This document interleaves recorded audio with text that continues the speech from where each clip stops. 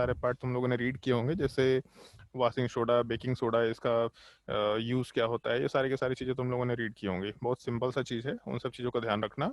But जो electrolysis वाला part था, ऐसा एक डायग्राम दे रखा था, बड़ा सा एक बॉक्स दे रखा था जिसमें बीच में एक सेपरेशन टाइप का दे रखा था। ऑल्दो सेपरेशन होता नहीं है, मतलब बीच में यहाँ पे जो सेपरेशन का पार्ट मेंशन किया है, इस तरह कोई सेपरेशन होता नहीं है एक्चुअल में।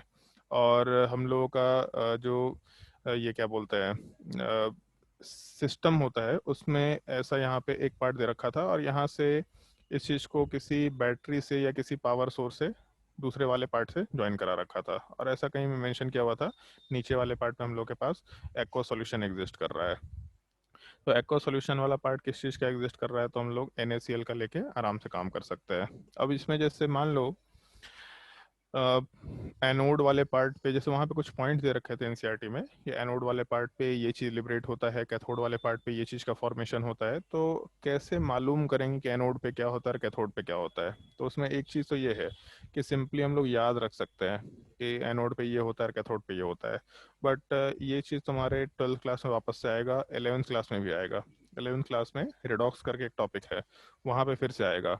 और 12th क्लास में इलेक्ट्रोकेमिस्ट्री है, जिसमें तुमको यही सब पढ़ना है। इस चीज़ को हम लोग ओवरऑल, ये जो पूरा स्ट्रक्चर है, इस चीज़ को हम लोग सेल बोला करते हैं। सेल मतलब बेसिकली बैटरी समझ लो। और इस चीज़ को, क्योंकि इसमें इलेक्ट्रोलिसिस हो रहा है, तो इस चीज़ को हम लोग इलेक्ट्रोलिटिक सेल बोला करते हैं। जो चैप्टर नंबर 1 में इलेक्ट्रोलिसिस हम लोगों ने पढ़ा था, वो इस तरह के ही एपरेटस में होता है। तो ये जो इलेक्ट्रोलिटिक सेल है, इस चीज़ का प्रॉपर हम लोगों को डिस्कशन करना है। एक मिनट,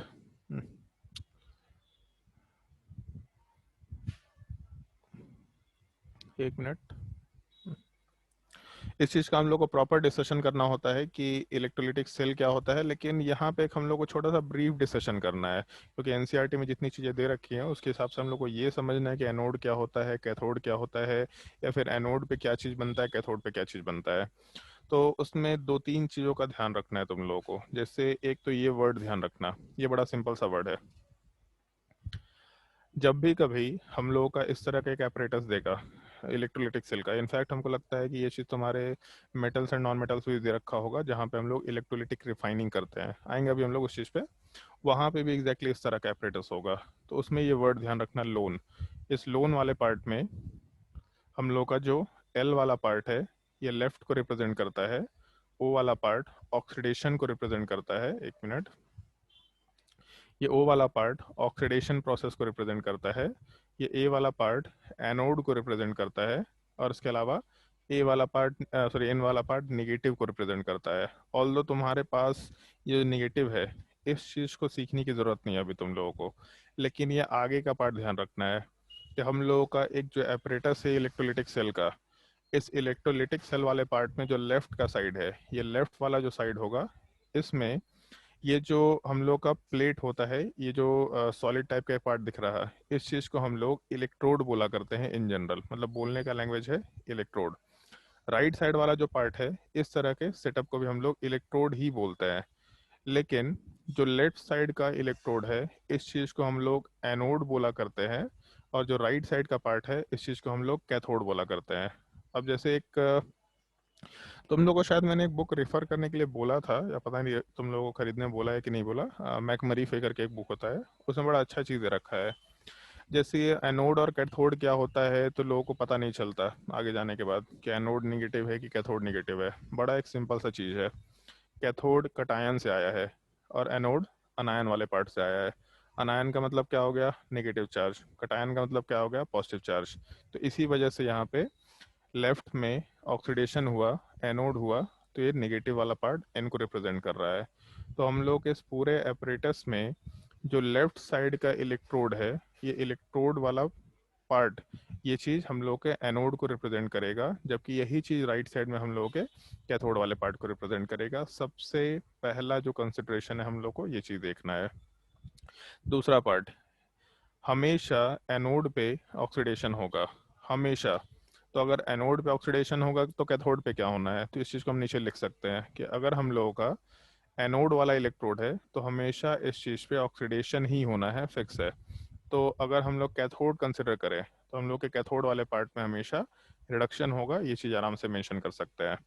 तो जैसे मान लो कि हम लोगों का एक चीज़ मालूम है कि एक इलेक्ट्रोलिटिक सेल है, तो जब भी कभी रिएक्शन होगा तो केवल ऑक्सीडेशन या केवल रिडक्शन नहीं होता, हमेशा एक कंप्लीट रिएक्शन जब भी होता है तो अगर एक पार्ट में ऑक्सीडेशन हो रहा तो दूसरे में रिडक्शन होगा ही होगा। ये हम लोग रिडॉक्स में पढ़ चुके हैं। उसमें हम लोग एक और कंसेप्ट पढ़ चुके हैं कि इनफैक्ट एक भी नहीं, हम लोग 2-3 कंसेप्ट पढ़े थे। हाइड्रोजन का एडिशन या ऑक्सीजन का एडिशन, हाइड्रोजन का रिमूवल, ऑक्सीजन का रिमूवल, एक इस तरीके से ऑक्सीडेशन रिडक्शन को डिफाइन कर सकते हैं, पहला चीज़। दूसरा, हम लोग इलेक्ट्रॉन के एडिशन या रिमूवल के टर्म में बात कर रहे थे, वहाँ पे एक छोटा सा टर्म तुम लोगों को बताया था, लियोगर, loss of electron oxidation, gain of electron reduction. तो इस केस में अगर हम लोग का लॉस ऑफ इलेक्ट्रॉन है तो ऑक्सीडेशन कंसिडर करेंगे, तो इलेक्ट्रॉन के एडिशन या रिमूवल के टर्म में भी हम लोग आराम से मेंशन कर सकते हैं ऑक्सीडेशन और रिडक्शन वाले पार्ट को, सेकंड पार्ट। और तीसरा पार्ट वहाँ पे एक और चीज़ बताया था कि अगर ऑक्सीडेशन नंबर बढ़ रहा है, जैसे मान लो कोई एक एटम है, इसके ऊपर चार्ज आ गया, तो इस केस में अगर ऑक्सीडेशन नंबर बढ़ रहा तो इस प्रोसेस को हम लोग ऑक्सीडेशन बोल सकते हैं। इनफैक्ट यहाँ माइनस चार्ज है मान लो, और यहाँ से हम लोग जीरो चार्ज में चले गए, तो अगर नेगेटिव से जीरो में है इसका मतलब ऑक्सीडेशन नंबर बढ़ रहा है बेसिकली। तो इस चीज़ को भी हम लोग ऑक्सीडेशन प्रोसेस ही बोलेंगे, इस एक चीज़ का ध्यान रखना। तो जब हम लोग ऑक्सीडेशन नंबर घटता था तो हम लोग उस चीज़ को रिडक्शन प्रोसेस बोला करते थे। तो ये तीनों पार्ट में से हम लोग either loss of electron, gain of electron, या फिर ऑक्सीडेशन नंबर बढ़ना या ऑक्सीडेशन नंबर घटना, इस टर्म के पार्ट में बात करेंगे। तो यहाँ हम नीचे लिख देते हैं इस चीज़ को। एक तो ये पार्ट ऑक्सीडेशन रिडक्शन का, दूसरा loss of electron oxidation, gain of electron reduction, और तीसरा पार्ट अगर ऑक्सीडेशन नंबर बढ़ रहा है तो इस प्रोसेस को हम लोग ऑक्सीडेशन बोला करते हैं, और अगर ऑक्सीडेशन नंबर वाला पार्ट डिक्रीज हो रहा है तो इस चीज़ को हम लोग रिडक्शन बोला करते हैं। इन तीनों चीज़ों को हम लोग को थोड़ा बहुत रिलेट करना होगा, मतलब जिस प्रोसेस में इलेक्ट्रॉन ऐड कर रहे होंगे या फिर जिस प्रोसेस वाले पार्ट में ऑक्सीडेशन नंबर घट रहा होगा वहाँ वाले पार्ट में हम लोग रिडक्शन बोल सकते हैं, और रिडक्शन का रिएक्शन हम लोग के कैथोड वाले पार्ट पे होगा, ऐसा हम लोग बोलते हुए काम कर सकते हैं। जिस प्रोसेस में इलेक्ट्रॉन का ये लॉस हो रहा या जिस प्रोसेस में ऑक्सीडेशन नंबर बढ़ रहा है वहाँ पे ऑक्सीडेशन होगा, और ये ऑक्सीडेशन वाला पार्ट हमेशा एनोड पे होगा, ऐसा बोल सकते हैं।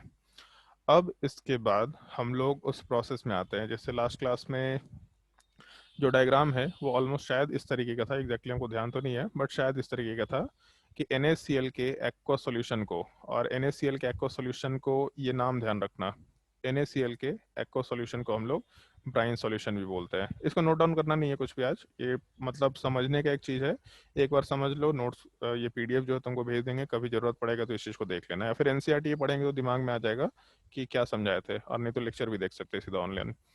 NaCl के एक्वा सॉल्यूशन को हम लोग ब्राइन सॉल्यूशन बोलते हैं। जब इस ब्राइन सॉल्यूशन वाले पार्ट का हम लोग इलेक्ट्रोलिसिस कराएंगे, इलेक्ट्रोलिसिस कराने का मतलब है इसके थ्रू हम लोग करंट इलेक्ट्रिसिटी पास करेंगे, या फिर इस ब्राइन सॉल्यूशन वाले पार्ट को हम लोग इस तरह के सिस्टम में सेटअप करेंगे। तो यहाँ बीच में कोई पार्टीशन नहीं होता, एक्चुअल में पार्टीशन दो या ना दो कोई दिक्कत नहीं है, बट अगर इस तरह के सेटअप में हम लोग aqua solution of NaCl put up करें और उसके बाद इलेक्ट्रिसिटी फ्लो कराने की कोशिश करें, तो जैसे इतना तो बचपन से तुम लोग को मालूम है, 10th क्लास में पढ़ा भी होगा, करंट तब फ्लो करता है जब हम लोग का सर्किट कंप्लीट होता है। तो जैसे ऊपर अगर हम लोग ये बैटरी लगा रखे हैं अगर, तो ऊपर में बैटरी के हिसाब से अगर हम लोग का करंट फ्लो कर रहा है मान लो इस डायरेक्शन में, तो इसका मतलब अगर करंट यहाँ पे ऊपर इस डायरेक्शन में फ्लो कर रहा है, मतलब कैथोड वाले पार्ट से एनोड की तरफ जा रहा, तो अंदर भी करंट तो फ्लो करेगा ही करेगा, क्योंकि सॉल्यूशन होने की वजह से हम लोग का सर्किट कंप्लीटेड है। तो बेसिकली एक सवाल का जवाब दो प्रिया, करंट क्यों फ्लो करता है? सो करंट फ्लो करता है क्योंकि इलेक्ट्रिसिटी पास होता है। क्योंकि इलेक्ट्रिसिटी पास नहीं, करता है अरे तो तो करंट, इलेक्ट्रॉन्स के वजह से। हाँ इलेक्ट्रॉन्स के मूवमेंट की वजह से। हाँ, तो इलेक्ट्रॉन्स के मूवमेंट से करंट के मूवमेंट को कैसे रिलेट करते हैं हम लोग? मतलब इलेक्ट्रॉन्स के मूवमेंट से करंट के ऑपोजिट मूवमेंट होता है सर। कैसे, क्या करता है? ऑपोजिट ऑपोजिट होता है। ऑपोजिट होता है। जो करंट का डायरेक्शन है वो इलेक्ट्रॉन के डायरेक्शन के जस्ट अपोजिट होता है। इसको हम रेड कलर से मेंशन कर देते हैं। जिस डायरेक्शन में करंट फ्लो करेगा वायर में, इलेक्ट्रॉन हमेशा उसके अपोजिट डायरेक्शन में जाएगा। तो जैसे एक चीज़ सोच के देखो, अगर करंट इधर से फ्लो कर रहा है, इलेक्ट्रॉन दूसरी साइड जा रहा है, इसका मतलब अपने इलेक्ट्रॉन वाले पार्ट का डायरेक्शन डेफिनेटली इधर होना चाहिए, ऐसा बोल सकते हैं। लेकिन जब हम लोग आयंस के टर्म में बात करेंगे तो जिधर आयंस मूव करेगा उधर ही हम लोग का करंट वाला पार्ट फ्लो कर रहा है, ऐसा बोल सकते हैं। तो जैसे मान लो कि सॉल्यूशन वाले पार्ट में कोई भी आयन हुआ तो आयन वाला पार्ट हम लोग का उठ करके इधर साइड जाने की टेंडेंसी में होगा। खैर उससे मतलब नहीं है, मतलब इस चीज़ से है कि हम लोग का सर्किट कंप्लीट करने के लिए हम लोग को ये एक्वा सॉल्यूशन वाला पार्ट दे रखा होना चाहिए। बाकी इलेक्ट्रोड वाला पार्ट चेंज हो सकता है, मेटल हो सकता है, इलेक्ट्रोड वाला पार्ट हो सकता है प्लेटिनम हो जाए या फिर ग्रेफाइट हो जाए, इस तरह का पार्ट हो सकता है। बट उस चीज़ को हम लोग को सीखने के लिए काफ़ी वेट करना पड़ेगा, 12th क्लास में जाके सीखेंगे उस चीज़ को। इनफैक्ट 12th में भी नहीं सीखेंगे, तुम लोग को तो 11th में ही सिखा देंगे इस चीज़ को। तो ये पूरा सर्किट अगर कंप्लीट हुआ, मतलब करंट अगर फ्लो कर गया, तो इसके वजह से हम लोगों का इलेक्ट्रोलिसिस हो जाएगा। और जब इलेक्ट्रोलिसिस होगा तो जैसे ये चीज़ याद रख सकते हैं कि इलेक्ट्रोलिसिस में एनोड पे क्या गया, कैथोड पे क्या गया, लेकिन इसको समझना ज़्यादा आसान होगा। कैसे समझ सकते हैं इस चीज़ का ध्यान देना। जैसे मान लो ब्राइन सॉल्यूशन है या NaCl का एक्वा सॉल्यूशन है, तो सबसे पहले तो ये देख लेना कि हम लोग के इस कोई भी सॉल्ट दे रखा हो, चाहे NaCl हो चाहे KCl हो, कुछ भी दे रखा हो, उससे मतलब नहीं हम लोग को। लेकिन हम लोग का जो भी सॉल्ट दे रखा है उस सॉल्ट में क्या क्या आयंस है। जैसे NaCl अगर है तो NaCl वाले पार्ट में अपने पास Na+ आयन है और साथ ही साथ Cl- आयन है। अब एक चीज़ सोच के देखो, जैसे इलेक्ट्रोलिसिस में हम लोग आइदर ऑक्सीडेशन कराएंगे या रिडक्शन कराएंगे। तो अगर हम लोग ऑक्सीडेशन या रिडक्शन कराएंगे तो इस चीज़ का थोड़ा ध्यान रखना होगा, सॉल्यूशन एक्वस दे रखा है कि नहीं। अगर एक्वस दे रखा है इसका मतलब हम लोग के पास ये वाटर वाला पार्ट भी एग्जिस्ट कर रहा है मीडियम में। तो हम लोग के पास टोटल 3 तरह के स्पीसीज हैं जिसको करंट मिल रहा है। और जैसे ही किसी स्पीसीज को करंट मिलता है तो ऑक्सीडेशन रिडक्शन के चांसेस हो सकते हैं आराम से, कोई दिक्कत नहीं है। तो इस केस में आइदर इसका ऑक्सीडेशन रिडक्शन हो सकता है या Cl- का ऑक्सीडेशन रिडक्शन या H2O का ऑक्सीडेशन रिडक्शन हो सकता है। तो एक चीज़ देखो यहाँ पे, जैसे मान लो Na+ है, तो इसके बारे में अगर डिस्कशन करें कि इसका ऑक्सीडेशन वाला पार्ट होगा कि रिडक्शन वाला पार्ट होगा, तो ऑक्सीडेशन का मतलब है ऑक्सीडेशन नंबर इंक्रीज करना।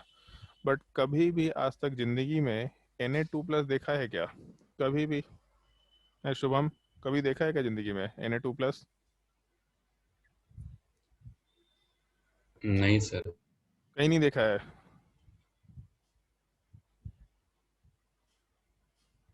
बता जल्दी कि कहीं देखा है।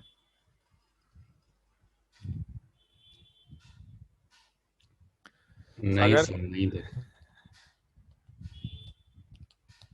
बता भाई सागर, कहीं Na+ की जगह Na2+ देखा है क्या?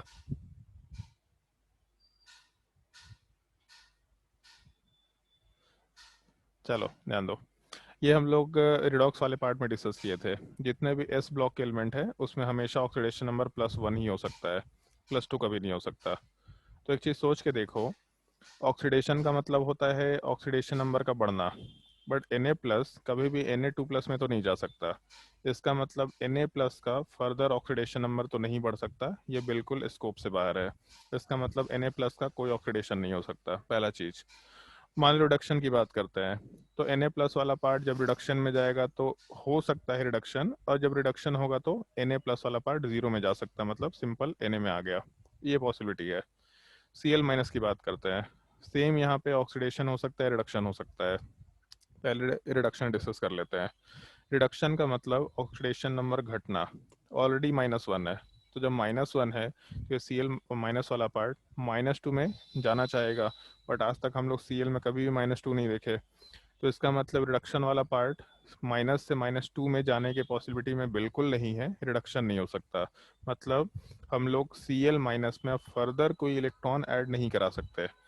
ऑक्सीडेशन की बात करते हैं, जैसे हम लोग को मालूम है Cl2, तो अगर Cl2 है तो इसका ऑक्सीडेशन नंबर 0 के बराबर होगा। मतलब अगर एक एटम अपने मॉलिक्यूलर फॉर्म में है तो उसका ऑक्सीडेशन नंबर हमेशा 0 होता है। Cl2, O2, N2, सारे एलिमेंट्स का ऑक्सीडेशन नंबर 0 है इसमें। तो इस केस में अगर यहाँ -1 है तो ज़ीरो में जाया जा सकता है। अगर ज़ीरो में जाया जा सकता है मतलब ऑक्सीडेशन वाला पार्ट नॉर्मली कैरी आउट किया जा सकता है। और वाटर के केस में ध्यान रखना, वाटर के केस में ऑक्सीडेशन भी हो सकता है और रिडक्शन भी हो सकता है। ज़रूरत पड़ने पे जो कराना है कराओ, कोई दिक्कत नहीं है। इनफैक्ट अगर पहले टॉपिक का ध्यान रखें तो वाटर के इलेक्ट्रोलिसिस से H2 और O2 का फॉर्मेशन होता है। तो जब H2 और O2 का इलेक्ट्रोलिसिस से फॉर्मेशन हो रहा है मतलब शायद ऐसा हुआ होगा, शायद की भी बात कर रहे हैं, होता तो ऐसा ही बट फिर भी मतलब शायद ऐसा हुआ होगा कि H2O का ऑक्सीडेशन रिडक्शन हो रहा होगा। और जब उसका मतलब H2O का ऑक्सीडेशन होता है तो ऑक्सीडेशन का मतलब ऑक्सीजन का एडिशन, तो H2O ऑक्सीडाइज होकर के O2 में कन्वर्ट होता है। अगर H2O का रिडक्शन होता है तो वहाँ से H2 वाला पार्ट लिबरेट होता है।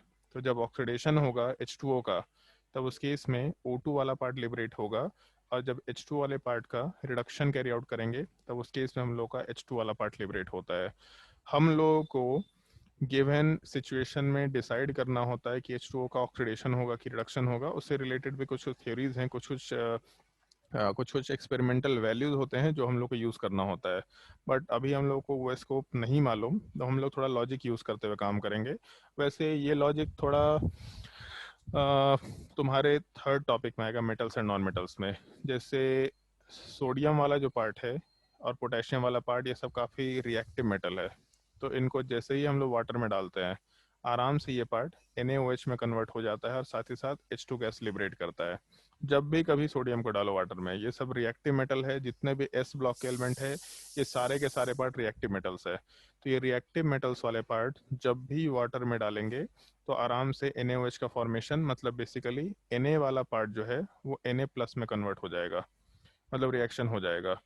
तो इस लॉजिक को यूज़ कर सकते हैं हम लोग मेटल्स एंड नॉन मेटल्स के, कि जितने भी रिएक्टिव मेटल्स है, सोडियम, पोटेशियम, रुबीडियम, सीजियम, उधर सेकंड वाले ग्रुप में हम लोग का मान लो कि बेरियम, ये मैग्नीशियम, ये सब जितने भी एलिमेंट्स हैं, ये जितने भी रिएक्टिव मेटल्स वाले पार्ट होंगे, इन रिएक्टिव मेटल्स वाले पार्ट को अगर वाटर में डालते हैं तो रिएक्शन हो जाता है।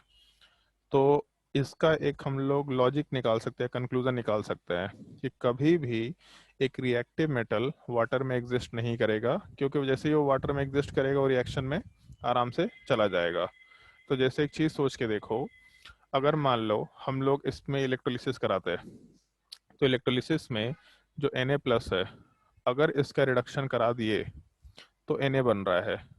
बट क्योंकि एक्वा सॉल्यूशन में वाटर एग्जिस्ट कर रहा है तो ये जो Na बना, ये Na वाला पार्ट बनने के बाद भी किसी काम का नहीं रहा, क्योंकि Na वाला पार्ट वाटर के साथ रिएक्शन करके NaOH और H2 गैस लिबरेट कर रहा है। तो अगर मान लो कि हम लोगों का Na+ का रिडक्शन हो भी जाता है, सोडियम बन भी जाता है, तो भी ये सोडियम वाला पार्ट आराम से वाटर के साथ रिएक्शन करके तुरंत अपने आप को Na+ में कन्वर्ट करेगा और वाटर को H2 और OH- में डिसोसिएट करा देगा। तो इसको इस तरीके से ध्यान रखना, जैसे Na वाला पार्ट अगर वाटर के साथ कंबाइन किया तो NaOH और H2 बनाया, और H2O के रिडक्शन में भी हम लोग बोल रहे हैं H2 वाला पार्ट बन रहा है। तो रिडक्शन का मतलब क्या बताया तुम लोगों को कि हम लोग का गेन ऑफ इलेक्ट्रॉन होना चाहिए। तो इसको हम थोड़ा डिसोसिएट कर रहे हैं। Na वाला पार्ट डिसोसिएट करके Na+ और 1 इलेक्ट्रॉन में कन्वर्ट हुआ। यही जो इलेक्ट्रॉन वाला पार्ट है इसको हम लोग H2O के साथ कंबाइन कराए, तो H2O अगर इलेक्ट्रॉन गेन किया तो आराम से रिडक्शन में जाएगा, और जब रिडक्शन में जाएगा तो H2 लिबरेट होगा। बट यहाँ तो H2 लिबरेट हो ही रहा था, साथ ही साथ एक OH- भी आ रहा है। तो OH- कहाँ से आ रहा है बेसिकली, तो H2O से ही आ रहा है। इसका मतलब अगर हम लोग वाटर का रिडक्शन कराएंगे तो हम लोग को H2 मिलेगा और साथ ही साथ OH- मिलेगा। उसी OH को हम लोग Na के साथ कंबाइंड फॉर्म में NaOH के फॉर्मेट में रखा करते हैं। तो ये रिएक्शन अपने को कंप्लीट करना है। H2O का अगर रिडक्शन कराए तो H2 लिबरेट होगा, साथ ही साथ OH- लिबरेट होगा। इक्वेशन का बैलेंसिंग नहीं कर रहे, बस एक रफ नोट पे हम लोग बात कर रहे हैं कि रिएक्शन में होता क्या है, ठीक है।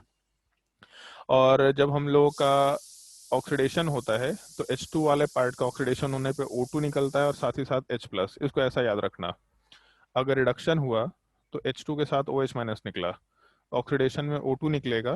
तो जब नीचे OH- निकला था तो बाकी ऊपर क्या बच गया, H+ वाला पार्ट। एक तरफ OH- है तो दूसरे तरफ बाय डिफॉल्ट H+ वाला पार्ट होना चाहिए। अब इस पूरे प्रोसेस को हम सम अप कर रहे हैं। मान लो Na प्लस वाले पार्ट का हम लोग रिडक्शन कराना चाहे, सोडियम बना, बट ये अपने किसी काम का नहीं है क्योंकि ये सोडियम वाला पार्ट H2O के साथ रिएक्ट करेगा, ख़त्म हो जाएगा, ये किसी काम का नहीं है। तो अगर सोडियम दे रखा तो इसका ऑक्सीडेशन तो हो नहीं सकता था, रिडक्शन हो सकता था, लेकिन फिर भी रिडक्शन वाला पार्ट यहाँ पे हो नहीं पा रहा है क्योंकि मीडियम में हम लोग के पास वाटर एग्जिस्ट कर रहा है जो सोडियम के रिडक्शन के बाद, जो सोडियम मतलब Na प्लस की रिडक्शन के बाद जो सोडियम बनता उस सोडियम से रिएक्ट कर जाता। इसका मतलब Na प्लस ओवरऑल किसी काम का नहीं है। अब बचा यहाँ Cl माइनस वाला पार्ट। तो जैसे अभी के लिए बस इतना ध्यान रखो, Cl माइनस का ऑक्सीडेशन हो सकता है, और जब Cl माइनस का ऑक्सीडेशन होगा तो सिंपली उसको उसके गैसियस फॉर्म में कन्वर्ट कर देना। अगर Cl माइनस का हम लोग ऑक्सीडेशन कराते हैं, इसका मतलब इसका ऑक्सीडेशन नंबर इंक्रीज कराते हैं, तो इसको Cl2 में कन्वर्ट करना है, सीधा Cl2 में कन्वर्ट कर देना है। तो यहाँ 2 Cl माइनस लेना पड़ेगा इक्वेशन को बैलेंस करने के लिए, क्योंकि इधर 2 क्लोरीन, यहाँ 2 क्लोरीन। इसके अलावा 2 Cl माइनस मतलब 2 इलेक्ट्रॉन है, जबकि यहाँ पे एक भी इलेक्ट्रॉन नहीं है, जीरो चार्ज है। इसका मतलब एक Cl माइनस एक इलेक्ट्रॉन लूज करेगा, दूसरा Cl माइनस दूसरा इलेक्ट्रॉन लूज करेगा, तो ओवरऑल 2 इलेक्ट्रॉन वाले पार्ट का ही फॉर्मेशन होगा। होना भी चाहिए क्योंकि हम लोग ऑक्सीडेशन करा रहे हैं, loss of electron is called as oxidation. तो Cl माइनस अपने आप को Cl2 में कन्वर्ट करेगा और 2 इलेक्ट्रॉन का लॉस कराएगा। तो सबसे पहला चीज़ तो ये कि हम लोग का अगर ऑक्सीडेशन होना है तो ऑक्सीडेशन वाला पार्ट Cl माइनस का हो सकता है। अगर Cl माइनस का ऑक्सीडेशन हो सकता है तो हम लोग फिर इस सिनेरियो में H2O वाले पार्ट का ऑक्सीडेशन नहीं कराएंगे, क्योंकि इलेक्ट्रोलिसिस में एक रिडॉक्स रिएक्शन रखना है। तो अगर एक ऑक्सीडेशन हो रहा है, इसका मतलब दूसरा ऑक्सीडेशन नहीं हो पाएगा, दूसरा रिडक्शन कराना ही पड़ेगा। तो यहाँ पे हम लोग ऑक्सीडेशन को छोड़ सकते हैं, आराम से H2O का रिडक्शन करा सकते हैं। तो इस पूरे स्टेप में सबसे पहला काम क्या किया, जो भी आयन दिया, NaCl हो, KCl हो, मान लो CuCl वाला पार्ट दे रखा है, CuSO4 दे रखा है, Na2SO4 दे रखा है, Al2SO4 दे रखा है, कुछ भी दे रखा हो, पहले ये देखा कि कौन कौन से आयंस थे। तो Na प्लस मिला, Cl माइनस मिला, और एक्वस सॉल्यूशन है इसीलिए हम लोगों ने H2O लिखा। H2O का ऑक्सीडेशन रिडक्शन दोनों हो सकता है, जो पॉजिटिव चार्ज होगा उसका ऑक्सीडेशन नहीं हो सकता, जो नेगेटिव चार्ज है उसका रिडक्शन नहीं हो सकता। पॉजिटिव चार्ज का इन जनरल रिडक्शन होगा और जो भी अनायंस हैं उनका ऑक्सीडेशन होगा। बट उसमें ये देख लेना कि रिएक्टिव मेटल है या नहीं है। अगर रिएक्टिव मेटल है जैसे Na प्लस के प्लस, तो उस केस में यहाँ पे हम लोग का कोई रिडक्शन वाला पार्ट भी नहीं हो पाएगा, क्योंकि जो मेटल बनेगा वो काफ़ी रिएक्टिव नेचर का है, अपने काम का नहीं है। तो इस सिनेरियो में जब मेटल का रिडक्शन नहीं होगा, हम लोग वाटर वाले पार्ट का रिडक्शन कैरी आउट करेंगे। और आयन का हम लोग अनायन का ऑक्सीडेशन करा रहे हैं, तो हम लोग का रिएक्शन तो निकल के आ ही रहा है। अब यहाँ पे लिखा अनायन का हम लोग ऑक्सीडेशन कराए तो Cl2 प्लस 2 इलेक्ट्रॉन निकला, सबसे पहला चीज। रिडक्शन वाले पार्ट में अभी जस्ट मेंशन किया है वाटर का रिडक्शन होना है, और वाटर के रिडक्शन में बोला था कि जब वाटर में हम लोग इलेक्ट्रॉन का एडिशन कराएंगे तो हम लोगों को H2 मिलेगा और साथ ही साथ OH माइनस मिलेगा।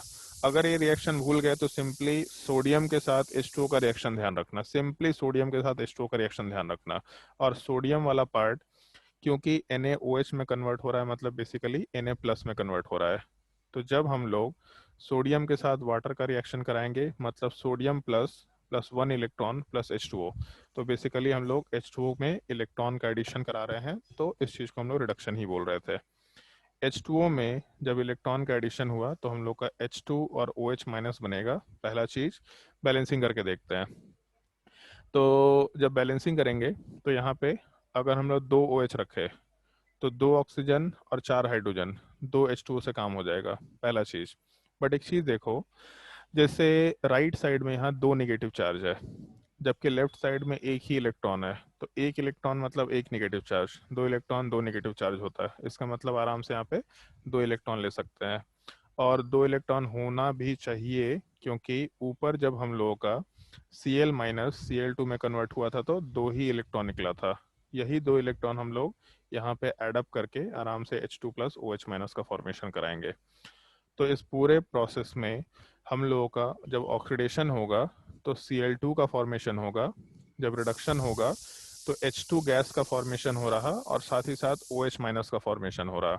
तो जैसे ये जो पूरा रिएक्शन था, इस पूरे रिएक्शन में शायद मेंशन कर रखा था एनसीईआरटी में, जहाँ तक हमको ध्यान है, कि एनोड वाले पार्ट पे Cl2 लिबरेट होता है। तो Cl2 लिबरेट होने का मतलब Cl2 का फॉर्मेशन हो रहा है वहाँ पे।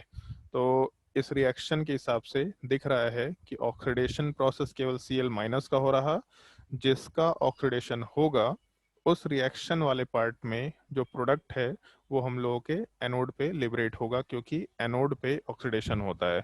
उसको तुम वोवेल से भी रिलेट कर लेना, लोन अगर याद नहीं होगा तो वोवेल से A E I O U, तो ए और ओ ये दोनों के दोनों रिलेटेड चीज़ है। एनोड पे ऑक्सीडेशन होगा तो बचा क्या अपना कैथोड वाले पार्ट पे रिडक्शन। तो रिएक्शन को याद रखने का, जैसे मेरे टाइम पे हम इसको रटे थे, एग्जैक्टली रटे थे, हमको नहीं मालूम था कैसा भी कुछ होता है, बट क्लास 12th में जाके मालूम पड़ा कि अच्छे तो बड़ा सिंपल सा चीज़ था। तो इस केस में ध्यान रखना, एनोड पे ऑक्सीडेशन होता है, और अगर एनोड पे ऑक्सीडेशन हो रहा तो ऑक्सीडेशन वाले पार्ट में Cl माइनस का ऑक्सीडेशन हुआ जो Cl2 में कन्वर्ट हो रहा। इसका मतलब एनोड पे Cl2 विल बी लिबरेटेड, पहला चीज़।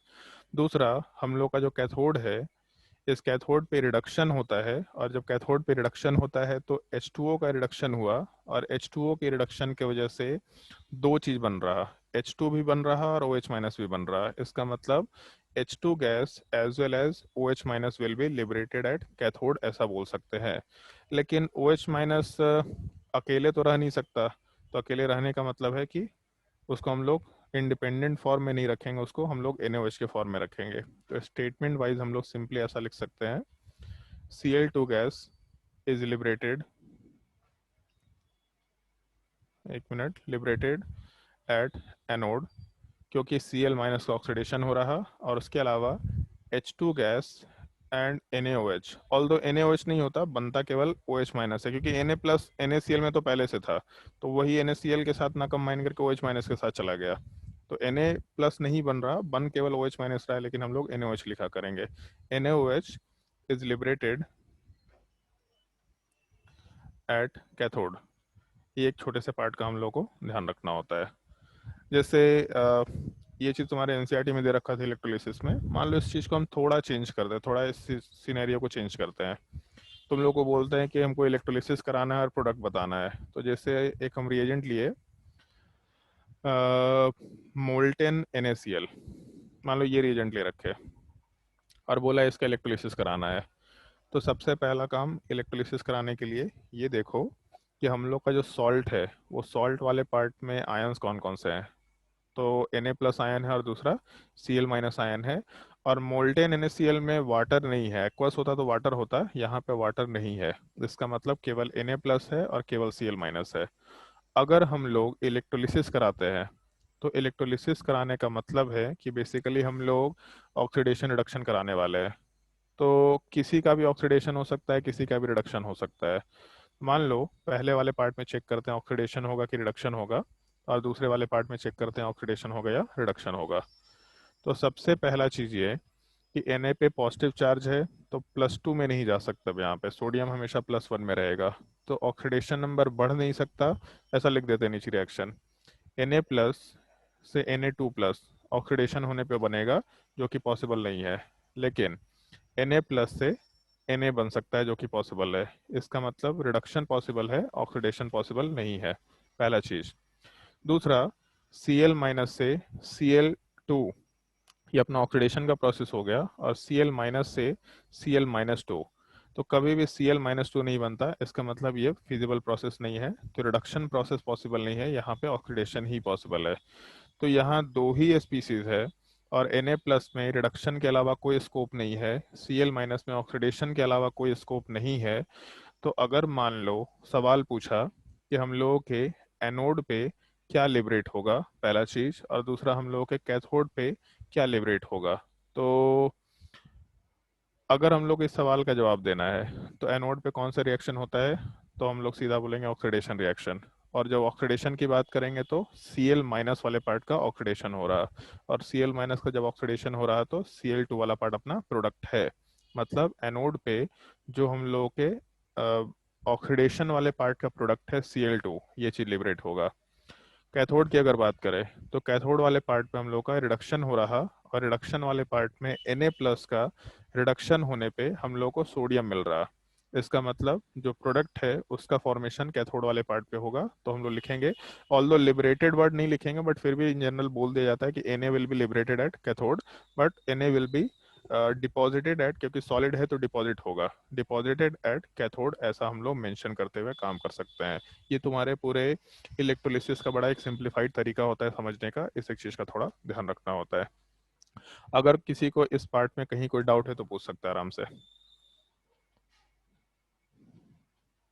और जो लोग ऑक्सीडेशन रिडक्शन का क्लास किए उनको ये चीज़ समझ में आया होगा थोड़ा बहुत, जो लोग नहीं किए होंगे उनको बिल्कुल नहीं समझ में आया, कोई हमको मालूम है, बट फिर भी अगर कोई डाउट है तो आराम से पूछ लो, बेहिचक पूछ लो। सर मोल्टेन NaCl में वाटर नहीं रहेगा? नहीं, मोल्टेन का मतलब क्या होता है? सर पिघला हुआ। पिघला हुआ, तो जैसे NaCl क्या होता है? सॉल्ट, अपना कॉमन सॉल्ट। तो वो सॉलिड को पिघलाने के लिए टेम्परेचर बहुत हाई चाहिए होगा,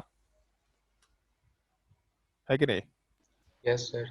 तो उतने हाई टेम्परेचर मतलब अभी मालूम पड़ेगा जस्ट अगले टॉपिक में कि आयनिक कंपाउंड में जो टेम्परेचर होता है वो बहुत हाई चाहिए होता है, melting point 2000 3000 degree Celsius type से चाहिए होता है। तो अगर NaCl में 2000 डिग्री सेल्सियस पे चले गए तो पानी हो सकता है क्या? नहीं सर, लेकिन फिर कंडक्शन कैसे होगा फिर इलेक्ट्रिसिटी का? कंडक्टेंस इसलिए हो पाएगा क्योंकि मोल्टेन NaCl क्योंकि लिक्विड फेज में चला गया, तो हम लोग का आयंस वहाँ एग्जिस्ट कर रहा है। कंडक्टेंस के लिए आयंस चाहिए, वाटर नहीं चाहिए होता है। वाटर में जब भी हम लोग किसी सॉल्ट को डालते हैं तो आयंस का फॉर्मेशन हो जाता है, जैसे NaCl को जैसे ही वाटर में डाले तो Na प्लस और Cl माइनस मिल जाता है, ये Na प्लस और Cl माइनस ही करंट फ्लो कराता है। तो जब मोल्टेन NaCl रखेंगे हम लोग तो लिक्विड स्टेट में होने की वजह से Na प्लस के आयंस और Cl माइनस के आयंस हम लोग को मिलेंगे। ये पॉइंट हम लोग ऑल्दो, तुम लोग मेटल्स एंड नॉन मेटल्स पढ़ा है क्या, रीड किया है थोड़ा बहुत भी? बताओ भी, कोई कोई भी आदमी रीड हाँ किया है सर। मेटल्स? ओके। तो उसमें जहाँ पे आयनिक कंपाउंड का पार्ट है उसमें आयनिक कंपाउंड की क्या क्या प्रॉपर्टी मेंशन की हुई है, कुछ याद है? नहीं सर, बस सर देख लिए हैं सर, इतना ध्यान अच्छा, से नहीं खैर पढ़ा देखे सर। हैं, चलो ठीक है। आयनिक कंपाउंड में कुछ कुछ प्रॉपर्टी होता है, पहला तो हार्ड होता है आयनिक कंपाउंड, दूसरा ब्रिटल नेचर का होता है, मतलब उसको पत्थर से मारेंगे तो ब्रेक कर जाता है, जैसे सॉल्ट है तो उसको पत्थर से मारे तो एकदम से ब्रेक कर जाता है। तीसरा, मेल्टिंग पॉइंट बहुत हाई होता है। चौथा, can not conduct electricity in solid state but can conduct electricity in molten as well as aqueous medium. तो मोल्टेन में भी उसके आयंस डिसोसिएटेड फॉर्म में रहते हैं और एक्वस फेज में भी आयंस मिल जाते हैं हम लोगों को, तो जब आयंस मिलते हैं तभी इलेक्ट्रिसिटी कंडक्ट कर पाएगा। अच्छा सवाल है वैसे कि यहाँ पे अगर वाटर नहीं है तो फिर तो इलेक्ट्रिसिटी कैसे फ्लो कर रहा है, तो इलेक्ट्रिसिटी आयंस के वजह से फ्लो कर रहा है जो कि मोल्टेन एनसीएल में एग्जिस्ट करेगा ही करेगा। और कोई डाउट?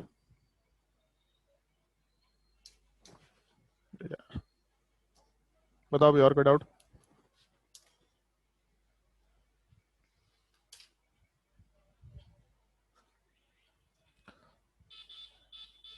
और किसी को कोई डाउट नहीं है? इतना आसान मेथड तो नहीं है, बहुत भारी टाइप का चीज था। सर हाँ। सर एनए वो सर जब सर एनए का एनए जब वो डिसोसिएट करेंगे तो Na++1 इलेक्ट्रॉन प्लस H2O होगा।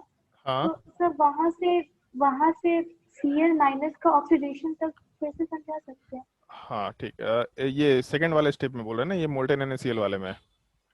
नहीं सर, उसके पहले में सर। चलो ठीक है, हम पहले NaCl में समझाते तो तुमको समझ में आ जाएगा ये चीज़। जैसे मान लो ओके सर। NaCl है, तो NaCl वाले पार्ट का जब इलेक्ट्रोलिसिस कराना है तो इलेक्ट्रोलिसिस वाले पार्ट में एक चीज़ तो मालूम पड़ गया कि Na प्लस वाले पार्ट का हम लोग ऑक्सीडेशन करा रहे हैं, सॉरी रिडक्शन करा रहे हैं।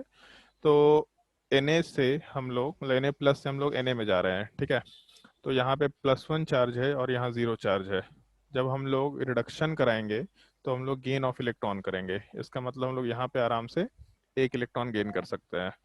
तो रिएक्टेंट में एक इलेक्ट्रॉन ऐड किया तो उस रिएक्टेंट का रिडक्शन हुआ और फिर रिडक्शन का प्रोडक्ट बन गया, पहला चीज़।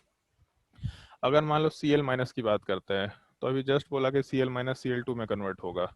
तो जब Cl2 में कन्वर्जन होगा तो पहले तो इक्वेशन को बैलेंस करने के लिए मेन एटम बैलेंस किया, 2Cl तब जाके Cl2 बनेगा। और दूसरा क्या चीज़ है कि हम लोग जब यहाँ पे ऑक्सीडेशन करा रहे हैं तो हम लोगों का लॉस ऑफ इलेक्ट्रॉन होना चाहिए, मतलब इस स्पीसीज में से इलेक्ट्रॉन का लॉस कराना है। तो कितने इलेक्ट्रॉन का लॉस कराना है, तो एक Cl माइनस में से एक इलेक्ट्रॉन का लॉस होगा, तो 2Cl में 2 इलेक्ट्रॉन का लॉस होगा, ऐसा आराम से बोल सकते हैं हम लोग। तो इस केस में यहाँ पे -2 इलेक्ट्रॉन आराम से मेंशन कर सकते हैं, 2Cl माइनस -2 इलेक्ट्रॉन सामने Cl2, या फिर इसको उठा के दूसरी साइड ले जाते हैं तो यहाँ से ऐसा लिख सकते हैं हम लोग Cl2 + 2 इलेक्ट्रॉन। सबसे पहला चीज़ ये हो गया। अब एक चीज़ देखो, सोडियम को रिडक्शन करने के लिए इलेक्ट्रॉन चाहिए था, और क्लोरीन के ऑक्सीडेशन होने के टाइम पे हम लोग का इलेक्ट्रॉन वाला पार्ट लिबरेट हो रहा है। तो ऐसा बोल सकते हैं हम लोग कि जब Cl- का एनोड वाले पार्ट पे ऑक्सीडेशन हुआ तो ये इलेक्ट्रॉन लूज किया, और यही इलेक्ट्रॉन वाला पार्ट Na+ वाला पार्ट अपने कैथोड वाले पार्ट पे गेन करके आराम से Na में कन्वर्ट हुआ। तो जैसे इसको बैलेंस आउट करना है अगर, तो बैलेंसिंग करने के लिए हम लोग दो काम कर सकते हैं। इधर यहाँ से दो हटा दो, तो दो हटाने पे Cl- बचेगा, यहाँ हाफ आएगा और यहाँ पे एक इलेक्ट्रॉन आएगा। इधर ये काम कर सकते हैं। नहीं तो फिर हम लोग आराम से दूसरा एक और काम कर सकते हैं कि हम लोग इसमें दो ऐड कर दें, तो यहाँ पे जो इलेक्ट्रॉन भी है ये भी दो हो जाएगा, और इसके अलावा सोडियम वाला पार्ट भी दो फॉर्मेशन होगा। ऐसा हम लोग आराम से बोलते हुए काम कर सकते हैं। ये अपना बैलेंसिंग का पार्ट होता है। तो जब भी हम लोग ऑक्सीडेशन कराएंगे या रिडक्शन कराएंगे तो हम लोग का ये बैलेंसिंग वाला पार्ट होना ही होना है। ये बिल्कुल फिक्स है कि ये बैलेंसिंग वाला पार्ट हम लोग कैरी आउट करेंगे ही करेंगे। ये NaCl के सिंपल से केस में हम लोग कर लिए। ये चीज़ समझ में आया? हाँ सर, आगे समझ। ओके। तो अब हम वापस से बात करते हैं उसी NaOH वाला, सॉरी NaCl वाले पार्ट के ब्राइन सॉल्यूशन का। तो जैसे Na+ था, Cl- था और H2O था, तो एक चीज़ मालूम पड़ गया था कि इसका ऑक्सीडेशन रिडक्शन कुछ नहीं हो पा रहा था। Cl- वाले पार्ट का ऑक्सीडेशन कराना है तो H2 वाले पार्ट में रिडक्शन के अलावा कोई ऑप्शन नहीं है। तो पहले इन जनरल जैसे ना इलेक्ट्रॉन गेन कर रहा है, तो जैसे कोई भी स्पीसीज इलेक्ट्रॉन गेन कब करेगा? जब कोई दूसरा उसमें इलेक्ट्रॉन लूज करेगा। यार एक कीड़ा आ रखा है, पता नहीं, 1 मिनट रुको।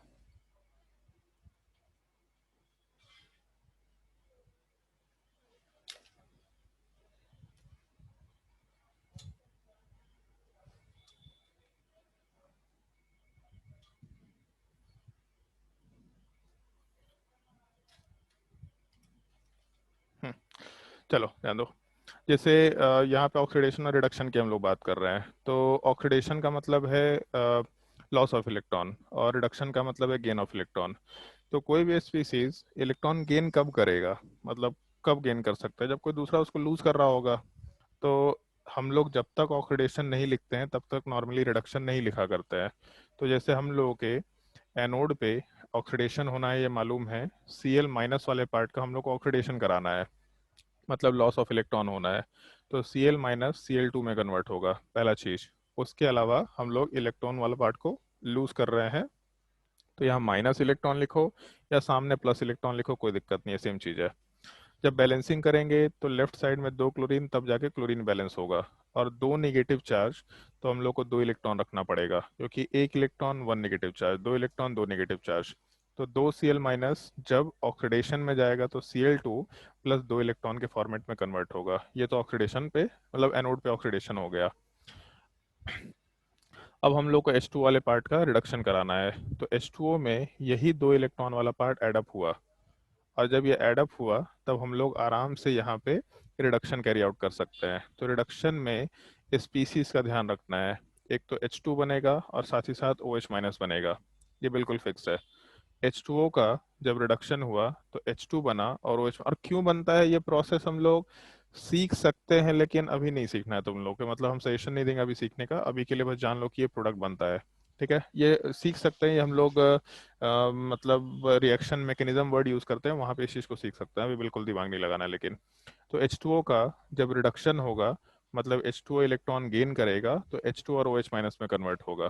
तो जैसे एक चीज है, ऊपर अगर दो इलेक्ट्रॉन हम लोग लूज कर रहे थे, वही दो इलेक्ट्रॉन नीचे ऐड किए, तो डेफिनेटली जितना ऊपर इलेक्ट्रॉन लूज हुआ उतना ही नीचे गेन होना चाहिए, वरना इलेक्ट्रॉन खाली रह जाएगा। इलेक्ट्रॉन खाली नहीं रह सकता, वो कहीं ना कहीं कंज्यूम होगा ही होगा। तो बैलेंसिंग जब करेंगे तो यहाँ पे दो H और एक ऑक्सीजन है, लेकिन यहाँ तीन H है।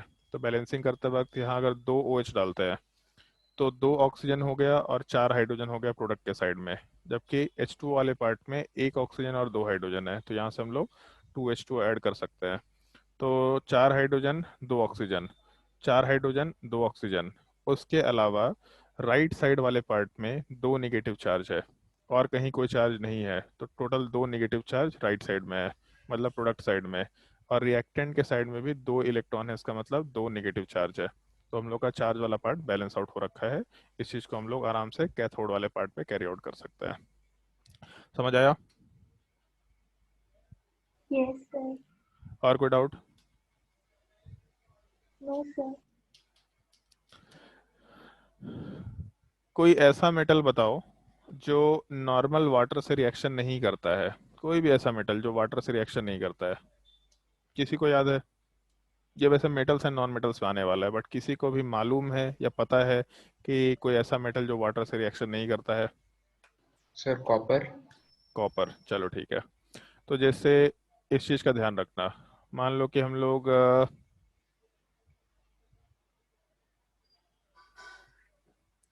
मान लो CuCl2 लेते हैं और इसका एक्वा सॉल्यूशन लेते हैं और बोलते हैं इसका इलेक्ट्रोलिसिस कराना है, तो क्या प्रोडक्ट बनेगा? तो इस चीज़ का ध्यान रखना, जब भी एक मेटल होगा तो मेटल वाले पार्ट का ही हम लोग नॉर्मली रिडक्शन कराते हैं। इस चीज़ का ध्यान रखना, ठीक है? जब भी एक मेटल होगा तो मेटल वाले पार्ट का हम लोग आराम से रिडक्शन करा सकते हैं। और लेकिन ध्यान ये रखना है कि वैसा मेटल नहीं होना चाहिए जो वाटर के साथ रिएक्शन कर जाए। तो अगर मेटल का रिडक्शन कराए लेकिन वो मेटल रिडक्शन होने के बाद जब सॉलिड मेटल में कन्वर्ट हुआ और वाटर के साथ रिएक्शन कर गया तो अपने काम का नहीं है। बट कॉपर जो है इस तरीके से रिएक्शन नहीं करता है, ऑल्दो CuCl2 वाला पार्ट एग्जिस्ट नहीं करता, तो CuCl ले लेते हैं, ज़्यादा बेटर होगा।